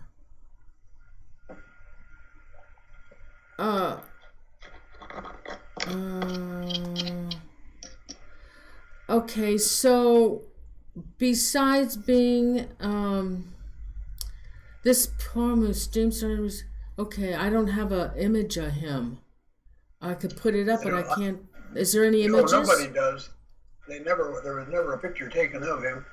Uh, the Jameses, their book, Uh-huh. they claim that the series actually was something like 50 murders. 50? Yes, axe murders. That he's a statistician. He does baseball statistics, Yes. and he's probably a computer whiz too. I'll bet. I've met the man. We've chatted. Uh, he claims that he used newspaper indexes to find all of the murders that involved an axe or a bludgeoned weapon Uh-huh. in the period between 1898 and 1912. And there's something like 250. And he threw out all of them that were easily explained. A husband kills his wife with an axe. That was just straightforward. But any ones that were unexplained, he then followed up with, used mostly newspaper accounts. That's dangerous because they're notoriously inaccurate. But then he also, some of these murders had books written about them or feature articles, things like that.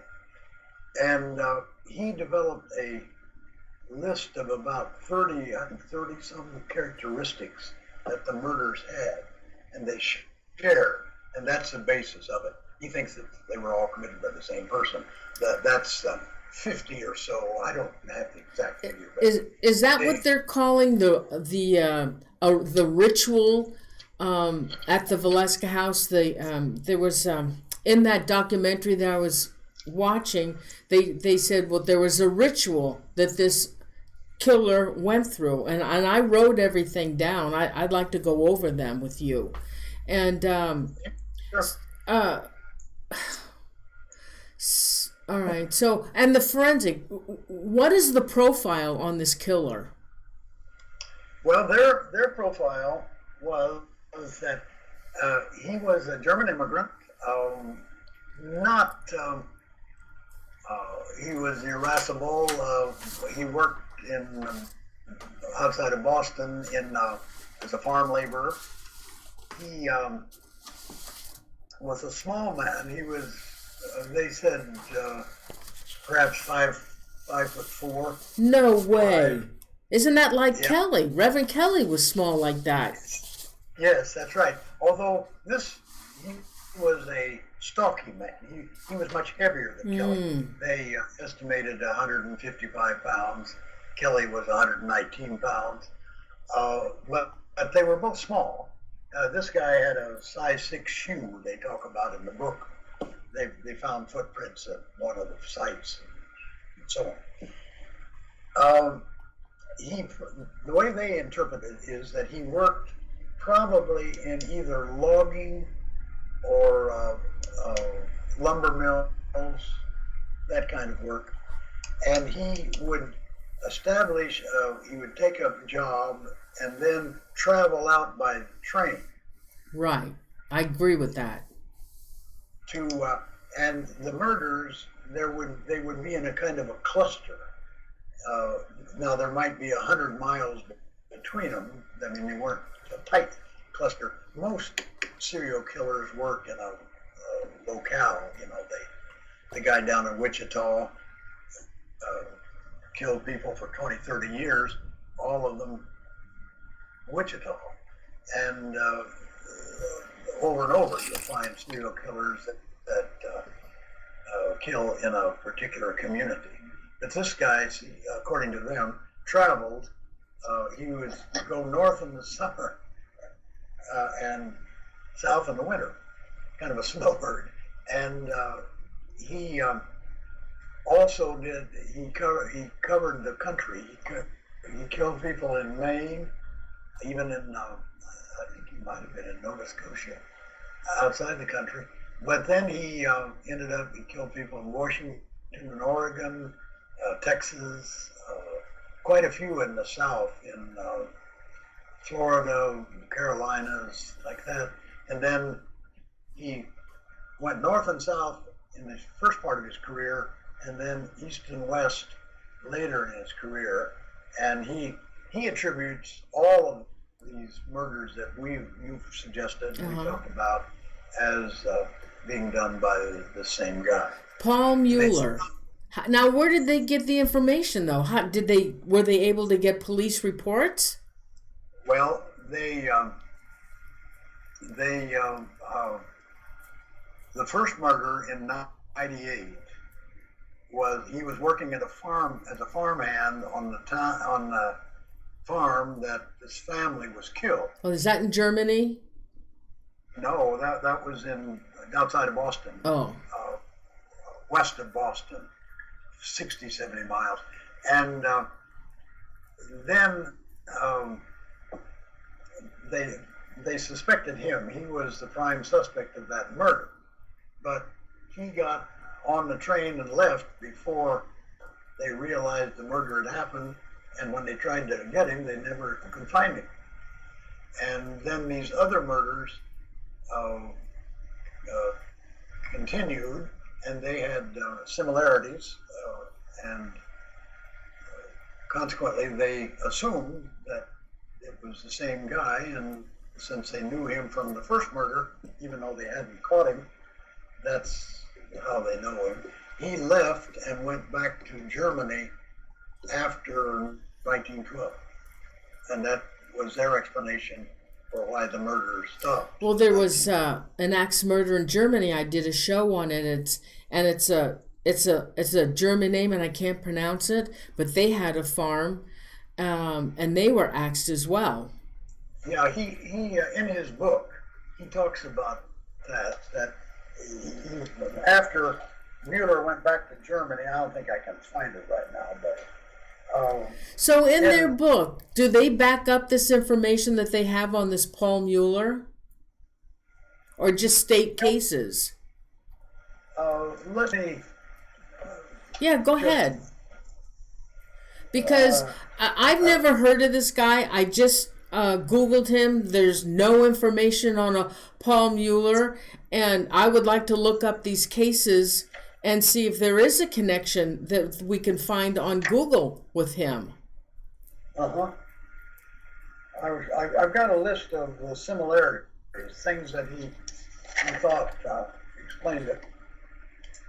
Okay. He thought from the murders that he had a great intense anger and hatred, sexually attracted to young girls. Nearly all of the murders had a young woman that was displayed or something like that. He had gotten, by this time, an adrenaline rush with the murder, and he kept trying to do that. He was bothered by the fact that people gave him no attention, and therefore he was trying to prove he was smarter than others. But that's not what I was looking for. Do they give him the profile for him? Forensic profile? Yeah. Yeah, profiling? Yeah, profile. Well, they know very little about him other than the fact of what they learned in their first,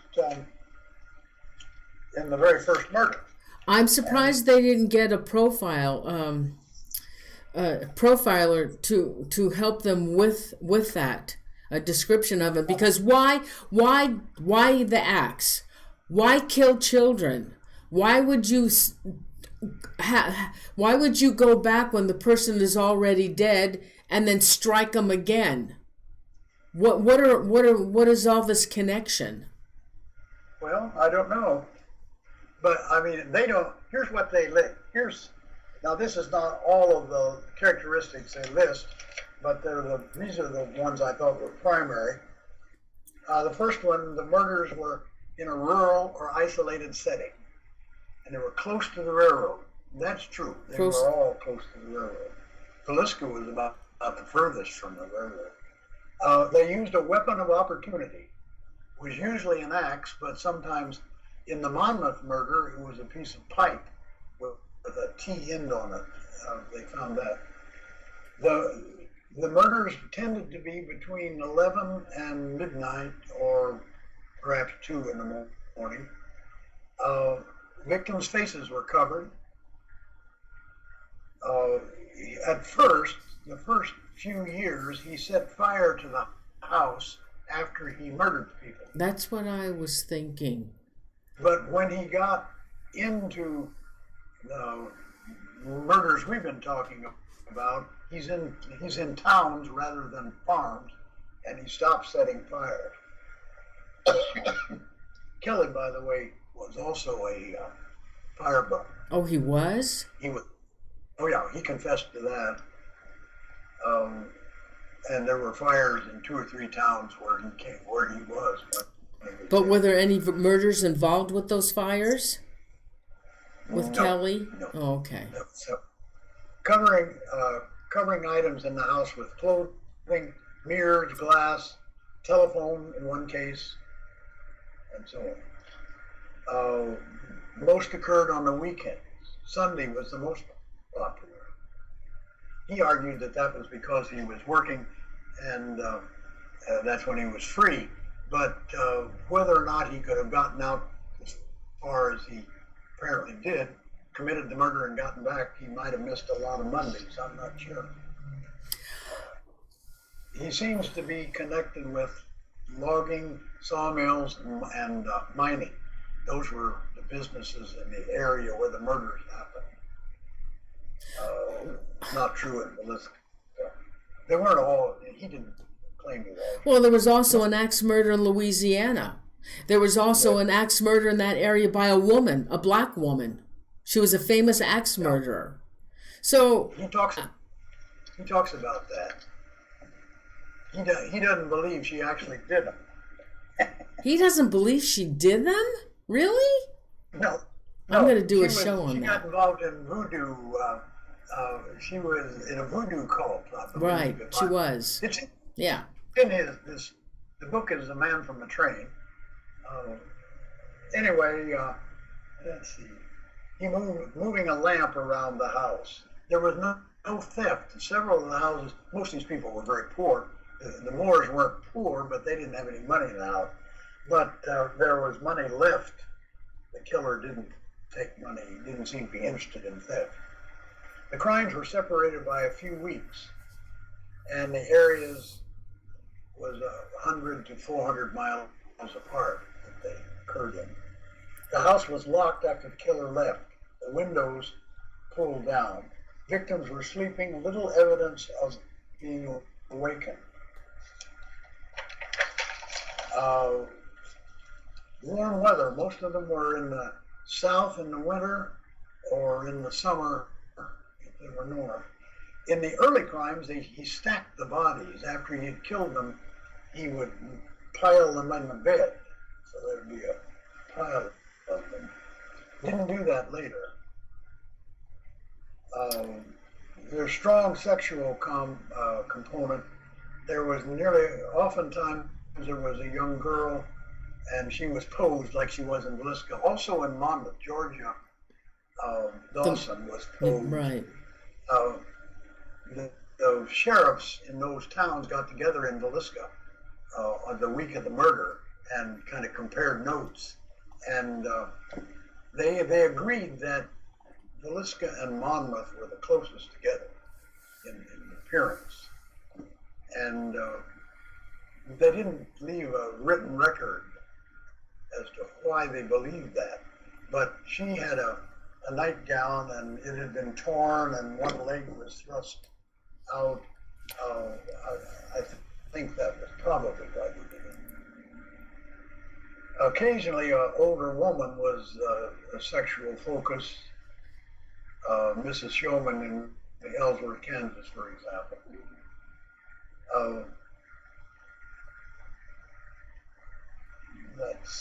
Those are the ones I took down. So, anyway, I think it's Kelly or a serial killer. That's essentially what I think. You really? I don't believe it's Kelly. Sorry. The thing Most is, people don't. No, I don't. I just don't. I know he was nuts. I know, but I mean, everybody believes, he's too small. Although you could make the argument that he could get around the house better than a big hulking fellow that shook the stairs as he climbed it. Well, the one forensic profiler in that documentary I saw said that he would have been strong, a good build, and very agile. But if you read profiles very often, which I don't do, but I've read a few, they always say, you and I could write a profile right now without any trouble at all. One, it would be a white fellow. He would be somewhere between 25 and 35. Yeah. He would be strong and powerful. And, they always say that. Yeah. Like who am I to criticize Robert Ressler? But he wrote a profile for the movie. And I thought to myself, that, well, maybe not. The other thing about someone like Kelly was, it occurred to me, how does he get upstairs? It's possible, if you visualize the place, you've got this narrow stairway, you go up, and then it's flat. You got your lamp, you got a lighted lamp, you got your axe. You climb the stairway, and you put the lamp on the floor, and then you go on. You're at the top of the stairway when you do that, and you've got 2, maybe 3 steps, and you're beside the bed of Joe and Sara. It's right there. And I could conceive of them actually hearing the killer coming up the stairs. Well, they said those stairs creak, but then... they said the stairs, there's clear testimony by the county attorney that the stairs were noisy. Yeah. He said, I tried to climb those stairs every way, even walking on the baseboard at the side rather than the stair itself. And he said, they make noise whatever you do. But, we're speculating. Here you are asleep. You want to get to sleep. You're tired. You've had a long day. It's going to be Monday, back to work tomorrow. And son of a gun, here these kids, one of them is nervous, frightened, staying overnight, and they're coming up the stairs. You can see the light coming up the stairs. You can hear the stairs creak.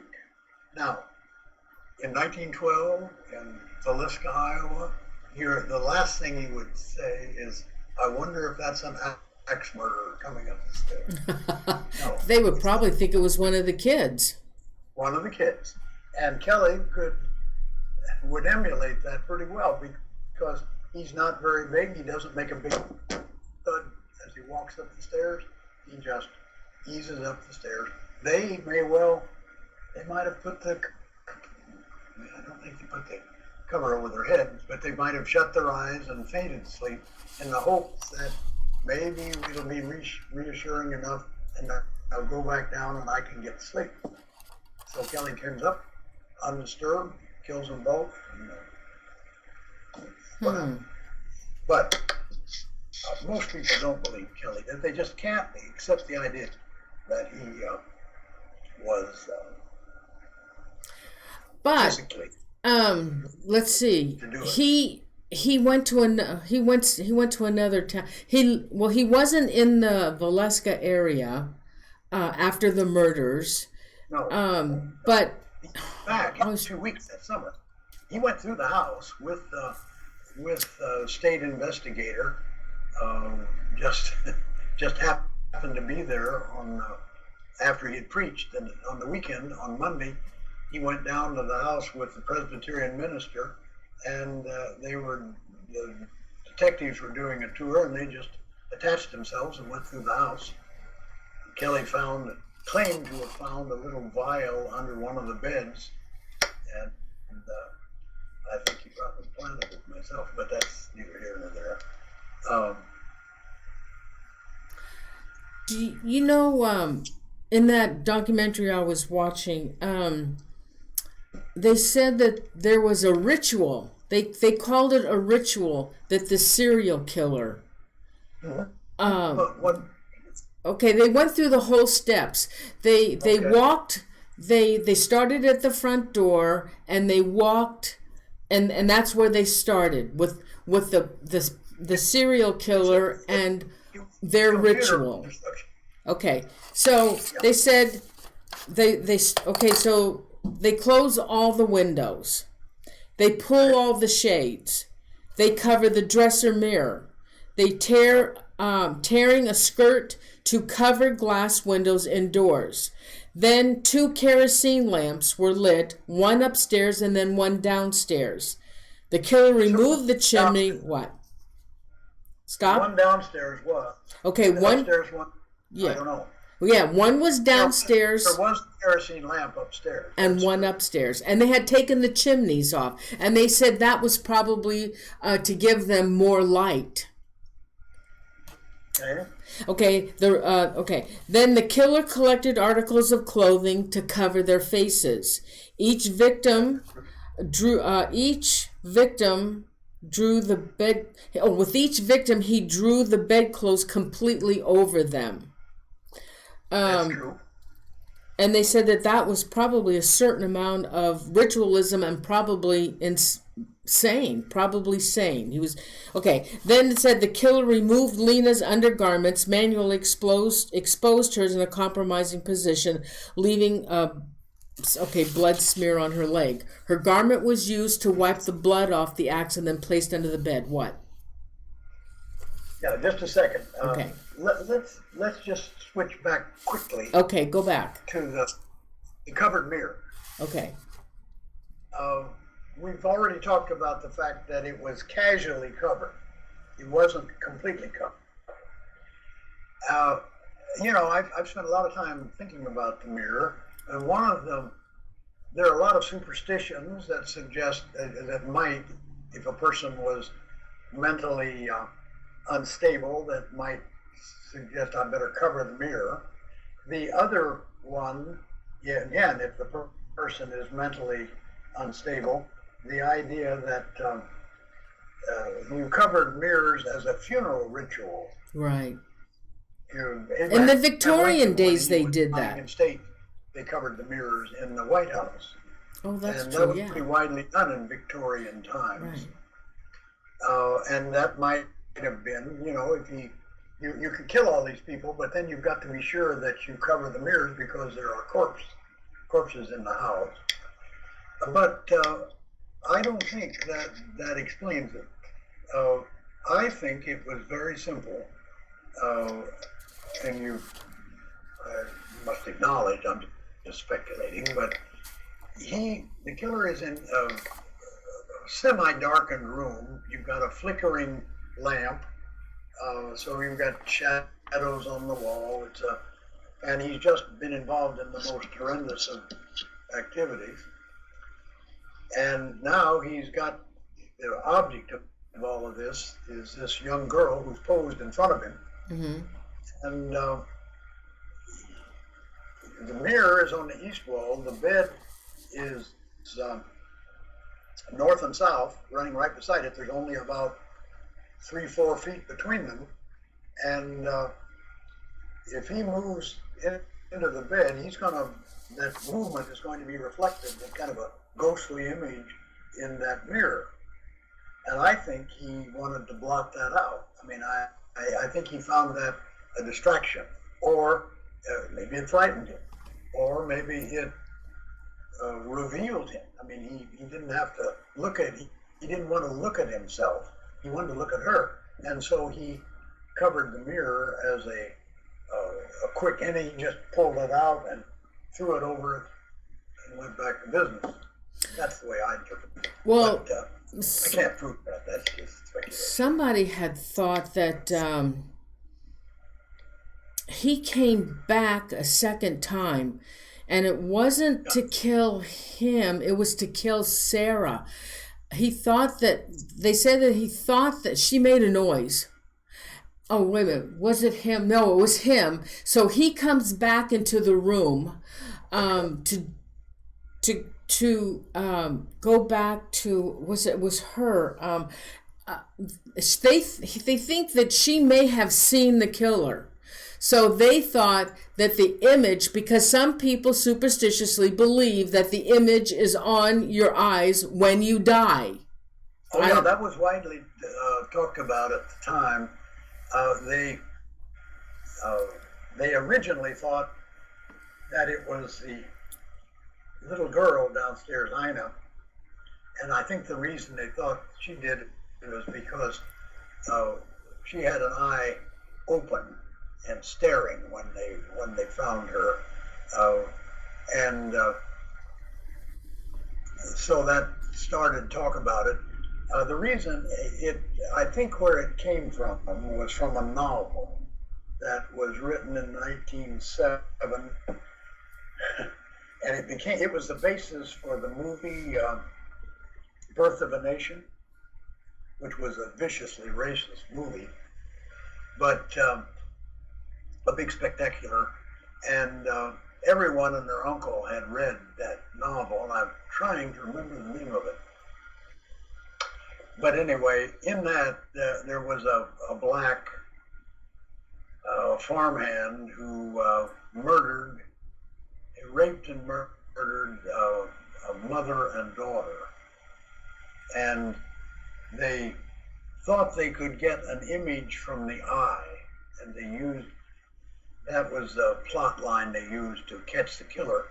And they started with the daughter, but they thought that she was too immature, that the mature mother would be better, and so they switched to the mother. And the talk in Villisca revolved around, now, most people in Villisca dismissed that at the time.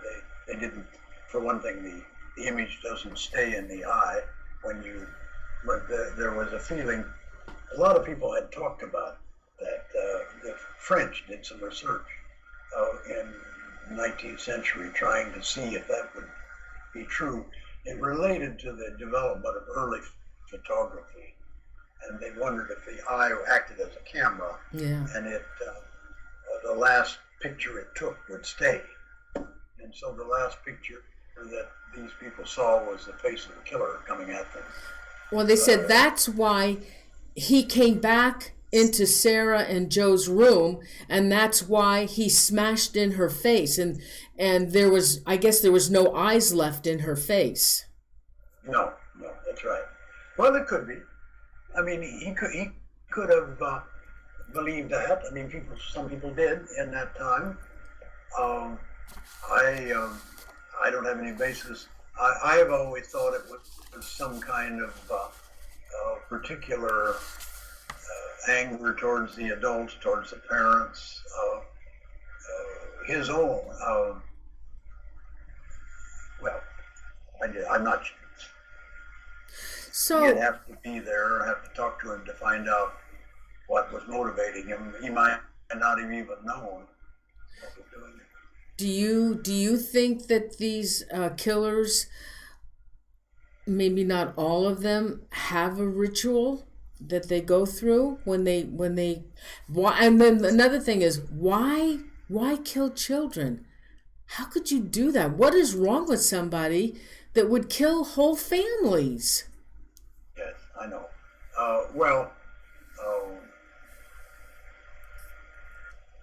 Kelly was diagnosed as schizophrenic, but I don't think that if Kelly did it, I don't think he was motivated by insanity.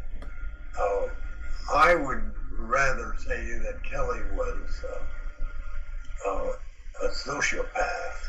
He had sexual obsessions. He was impotent, and that's on pretty good testimony. The county attorney got to know his wife, during the 6 months when they were trying him. And he got to know Kelly too, but he really respected his wife and felt she was loyal to him and stayed by him in horrendous situations.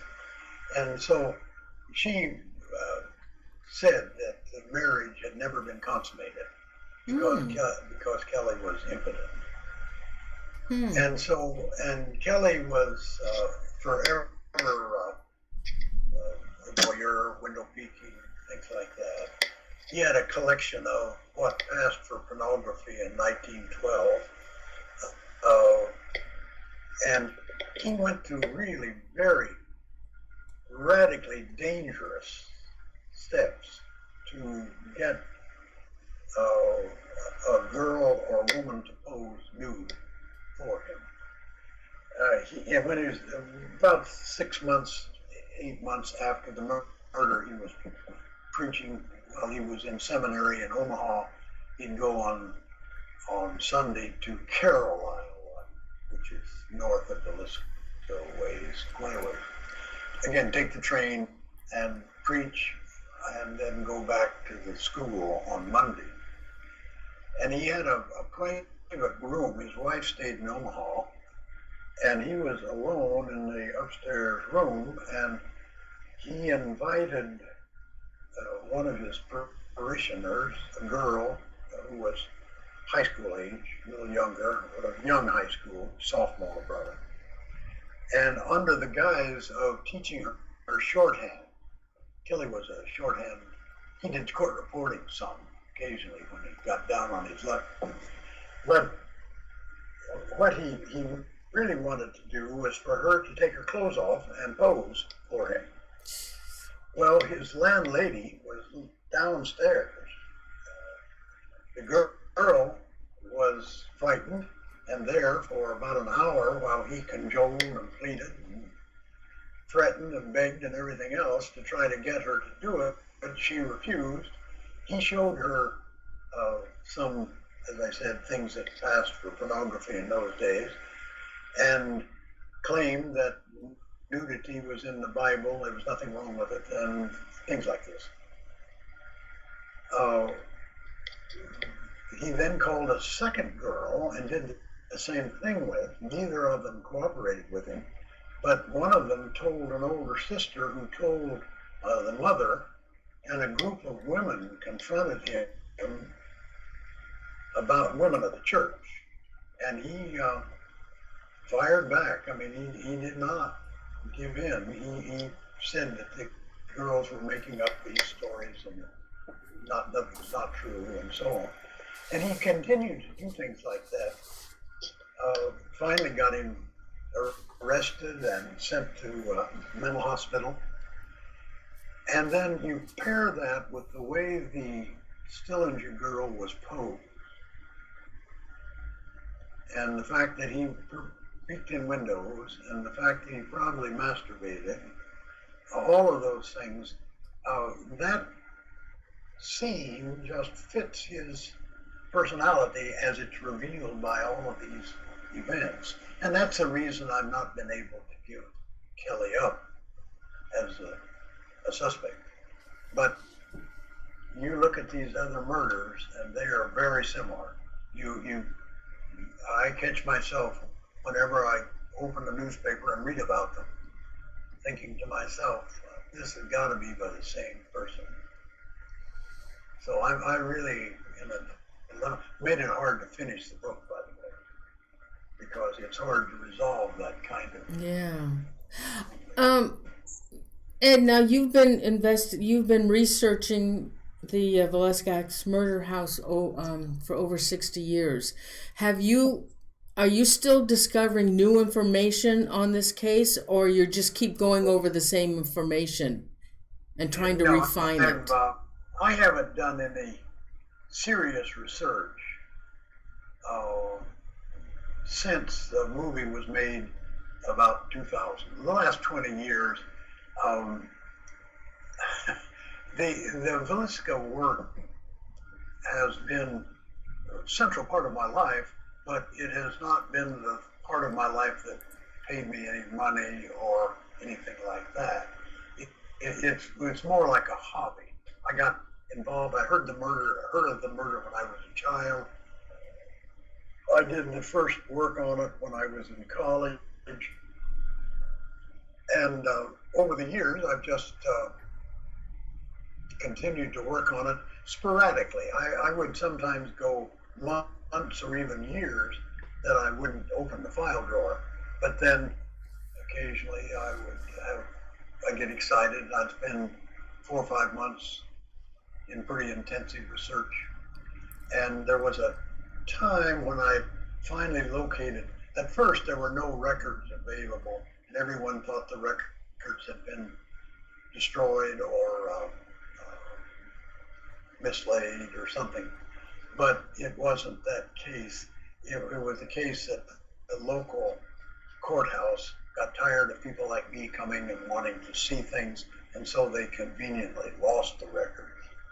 But they surfaced later. And I also found a large cache of records at the State Historical Society that had been in the Supreme Court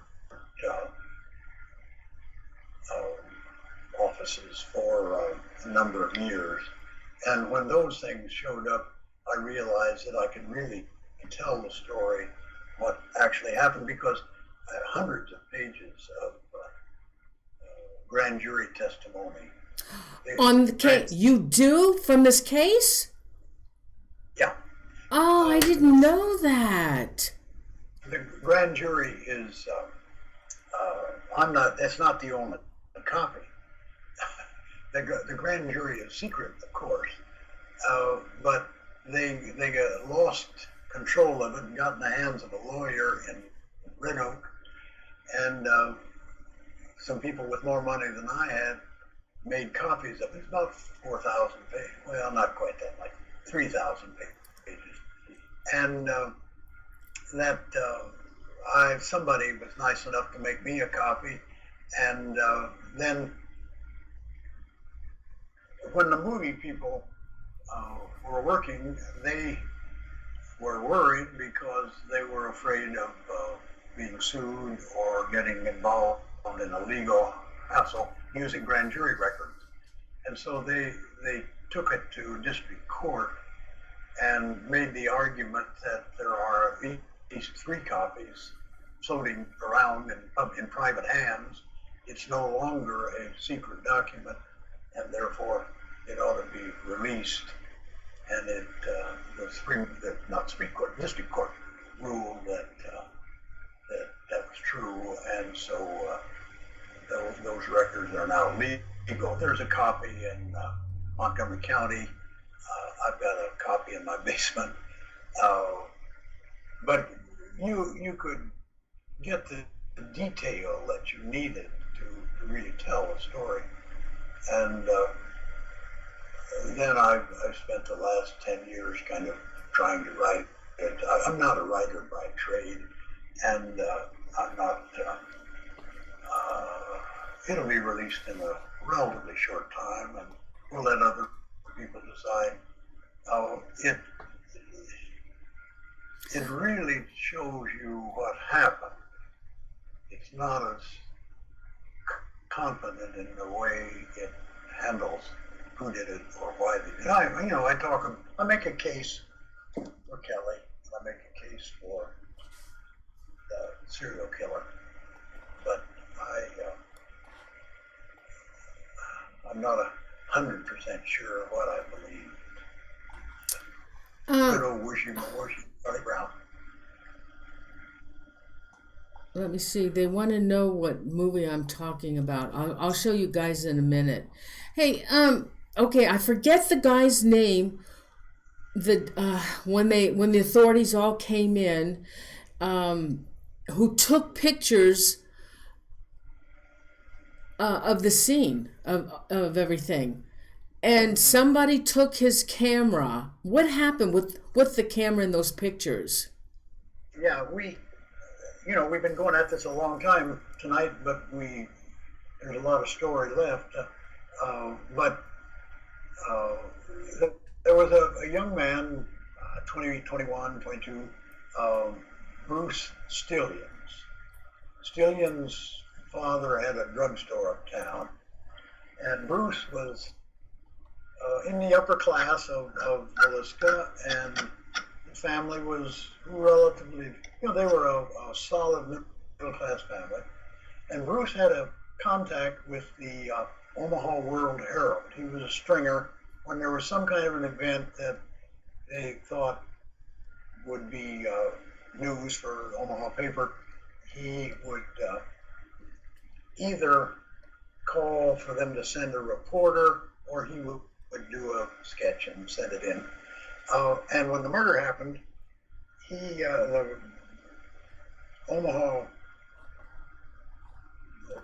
reporter came right away, of course, and they talked, and they gave him a little Brownie camera, Kodak, and he went into the house and took pictures. The bodies were still lying in the beds. They were there all day, by the way. They weren't taken out until midnight that night. But he came out of the door and he had the camera in his hand. There was a huge crowd in the street and in the yard, and many people were going through the house. And Rossmore, who was a brother of the murdered man, saw him and saw the camera and knew that he had taken pictures. And so he was just furious, and they tussled in the front yard. They didn't swing, they weren't throwing punches, but they were kind of wrestling. And Ross got the camera and stomped on it, broke it, and exposed the film. And so they couldn't develop them. Now, there were official photographs taken because the Board of Supervisors has a bill, and they're paying bills. They paid $6 for photographs of the Villisca murder scene. But those are, I've never seen those. I don't know where those are. Then there was another set of photographs taken. I think they had 17 or 18 lantern slides made. And this was an enterprising photographer from Creston, and he came to town and either got permission or just did it. Took pictures of the house and of the scene. The bodies had long since been removed. The house had been cleaned. This was a week or two after the murder, and he put together a little 18, 17 set slides, lantern slides, and they showed it in 2 theaters in Southwest Iowa. They showed it in Creston, and they showed it in 1912. Yeah. Wow. Almost all the towns in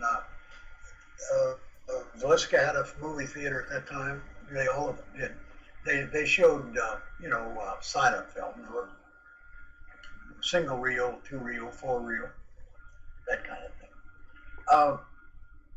And the people in Villisca were just irate. They contacted the governor and wanted him to stop the film being shown, but the governor said that, I can't do that. It's against the Constitution to suppress things like that. And so but the uproar was so enough that the fellow that had made the shots, he stopped. He didn't show it anymore. But then those things surfaced in the 1970s, those shots. I've never seen them, but they surfaced, and they were in the hands of a junior high teacher in Washington, Iowa. Oh my God, how did they get a hold of them? I have no idea. He's an Iowa historian, and he takes people on tours. He's an exceptional fellow, an interesting man. And he had a youngster in his class who was mentally handicapped, and that he showed them to his class, and then they disappeared, and he told the police, and the police thought it was this boy who had taken them, and they talked to him, and he admitted he had taken them. And the police had them, but the police lost them. Oh my And, God. and so whether or not they've been destroyed or lost or are in the hands of another private individual, I don't know. But those two sets are about the only photographs that were taken. One of them was much more significant, I'm sure. The first one that they paid for. But where those pictures went, the county supervisors would have had them, probably gave them to the county sheriff, and they may well be in a dusty file cabinet somewhere, but I've not found them. Wow. But I don't do any more research, really. I did some a few years ago to try to find out where Kelly died and when and stuff like that. But mostly I've just tried to write the book. Wow, interesting. Oh, gosh, you know, this was a fun show, and thanks so much for coming on the show. It just was fascinating with you. If you ever come across any more information on this case, one that is newly discovered, please let me know. I will. Glad to. It was. I appreciate the opportunity. Oh, of course, Ed. Hey, good luck with your book. Let me know when it comes out. I'll advertise it. I'll post it on my Facebook page. I certainly will. Okay, thanks, Ed. Hey, you be safe out there. Thank you. Good luck with your book. Thank you. Good night. Good night.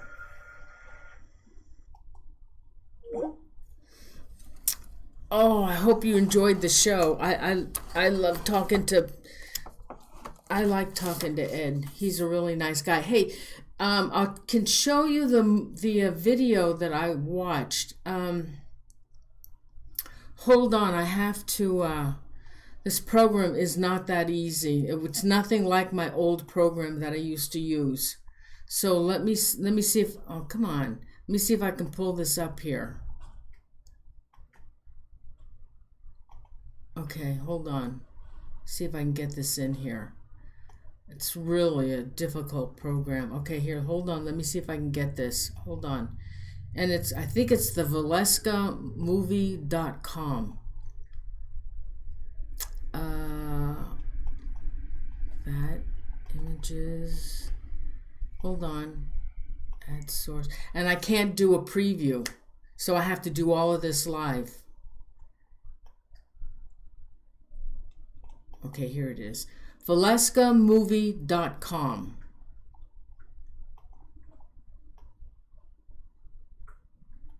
All right, hold on. Oh, where'd it go? Image. All right, hold on. This is it. This is what I watched. I got a lot of information from this, and this is, and you know what was good about this? They do the serial killer profile for this case, and at the end of the video, they do a digital image and they walk you through the house and they go from room to room. It was really good. It cost me $5. I watched it on the computer. It's called. It was the God. What did I say it was? VilliscaMovie.com. For $5 you can rent it. Joan of Arc, thank you so much for the super chat money, and I feel so bad. I think the last show I got like 5 super chat, and I lost who all scam me that money, and you know, guys, I really appreciate it, and I'm sorry if I didn't thank you. I hope you enjoyed the show. Look at the next guest I have. His name is Chris Garcia. He asked to come on the show. He is a psychic. He does readings. I think he does tarot cards too. And he's a remote viewer. So I asked him, of course, you know, I would love to know the story behind their life, how they became a remote viewer, how this all came to them. And I might do that on the next show with him, and then give him some cases. How does that sound? We'll do some unsolved mystery cases at the end of talking with him. That's what I would like to do. Are you interested in knowing about a remote viewer and when they got their gifts and how it happens? Does that sound good? I've always been interested. I might as well. And Vanessa, she doesn't do Edge of the Rabbit Hole with Mike Ricksecker anymore. She's too busy. But next year in January, I will start the year off with Vanessa. And maybe I'll do 2 shows in January with her. I miss her a lot. Everybody have a great weekend. Oh, let's Chipetary and Renee. They were our 2 mods tonight. Renee, there you are. Okay. And Chipetary, thank you so much, guys. Give them a big hug and thank you so much for being here. Royce is still having issues. He doesn't have a computer. He can't use his phone. I did texting with him on his phone, but he can't use it for any kind of video. Nothing seems to be working. He's been trying to get a computer. And oh my God, so many creepy things are happening with him. He sent me some pictures of I was scared to death. And I don't know how he can stay in that location where he's at. And I said, Royce, are you crazy? How can you stay in your house? We're going to do a show as soon as he can get a computer. We're going to do a show on the creepiest stuff I have ever scared me. The stuff he's showing me is scaring me. And so we'll do a show on those ghost pictures. So anything else? So that's our next guest. I didn't bring my calendar. I got some really good shows. I know October, I'm having the niece of Benny and Barney Hill. They were the first ones who were abducted by aliens in the 1950s. She's got the whole story. And then Rainbow is coming back, a show on witches. Who else? Oh, I have a guy that... you know who has to come back? Phil Saracusa. You know, he's the one where... his story is crazy. Anyway, they found out who the real ghost was that was haunting them. So we're going to do a show on that. He's done with it now. It's over. And so he's going to talk about his case. Who else? Oh, I've got another fella on the Zodiac. His last name is Beeson. In fact, his videos were up for an award for something on the Zodiac, and he asked to come on the show. So we're going to do a show on the Zodiac Killer and his thoughts on it and what he can share with us. Who else do I have? I have some really good stuff coming up. I'm really excited. Anyway, so I want to do some shout outs and thank you everybody. Oh, and Toll Cross. I was corrected. Her name is Jane Lafferty.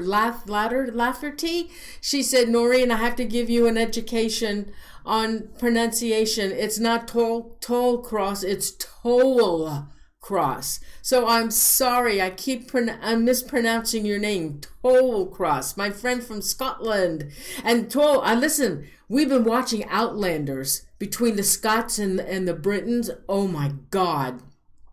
It's a series on Netflix. It is so awesome. So I want to do some shout outs again. I want to thank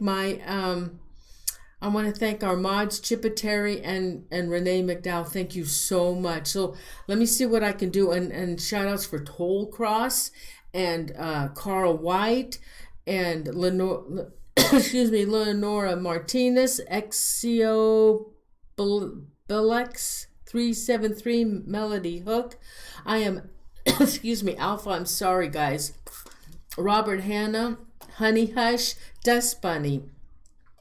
We had a big crowd tonight, so if you're still here, Barbie Lumbert, I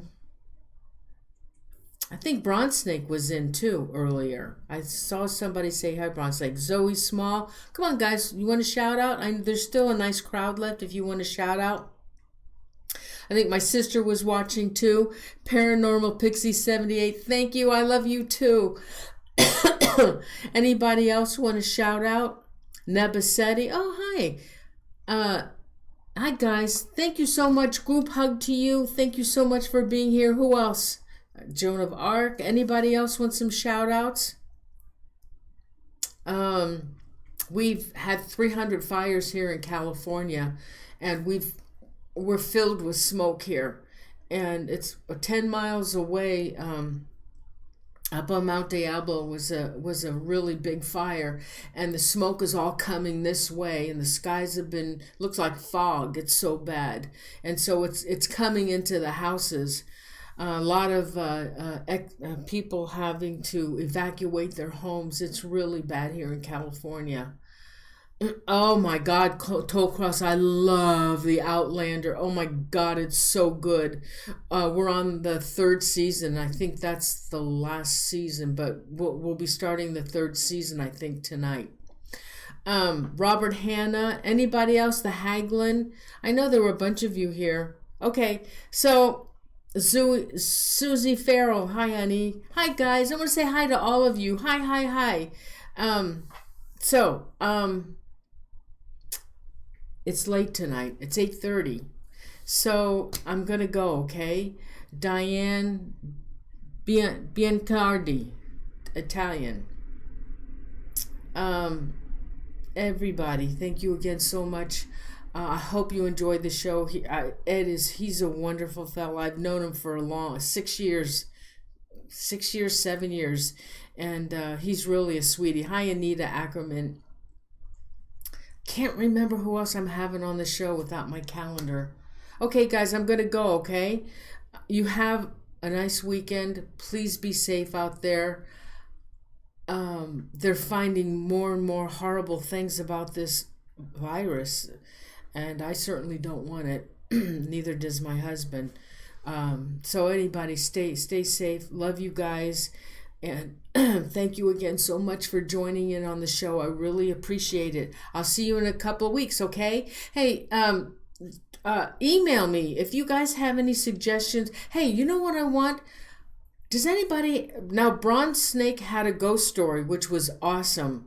And that he shared with us. If you know anybody that has a ghost story that they'd like to share with us, I'd like to put them on the show.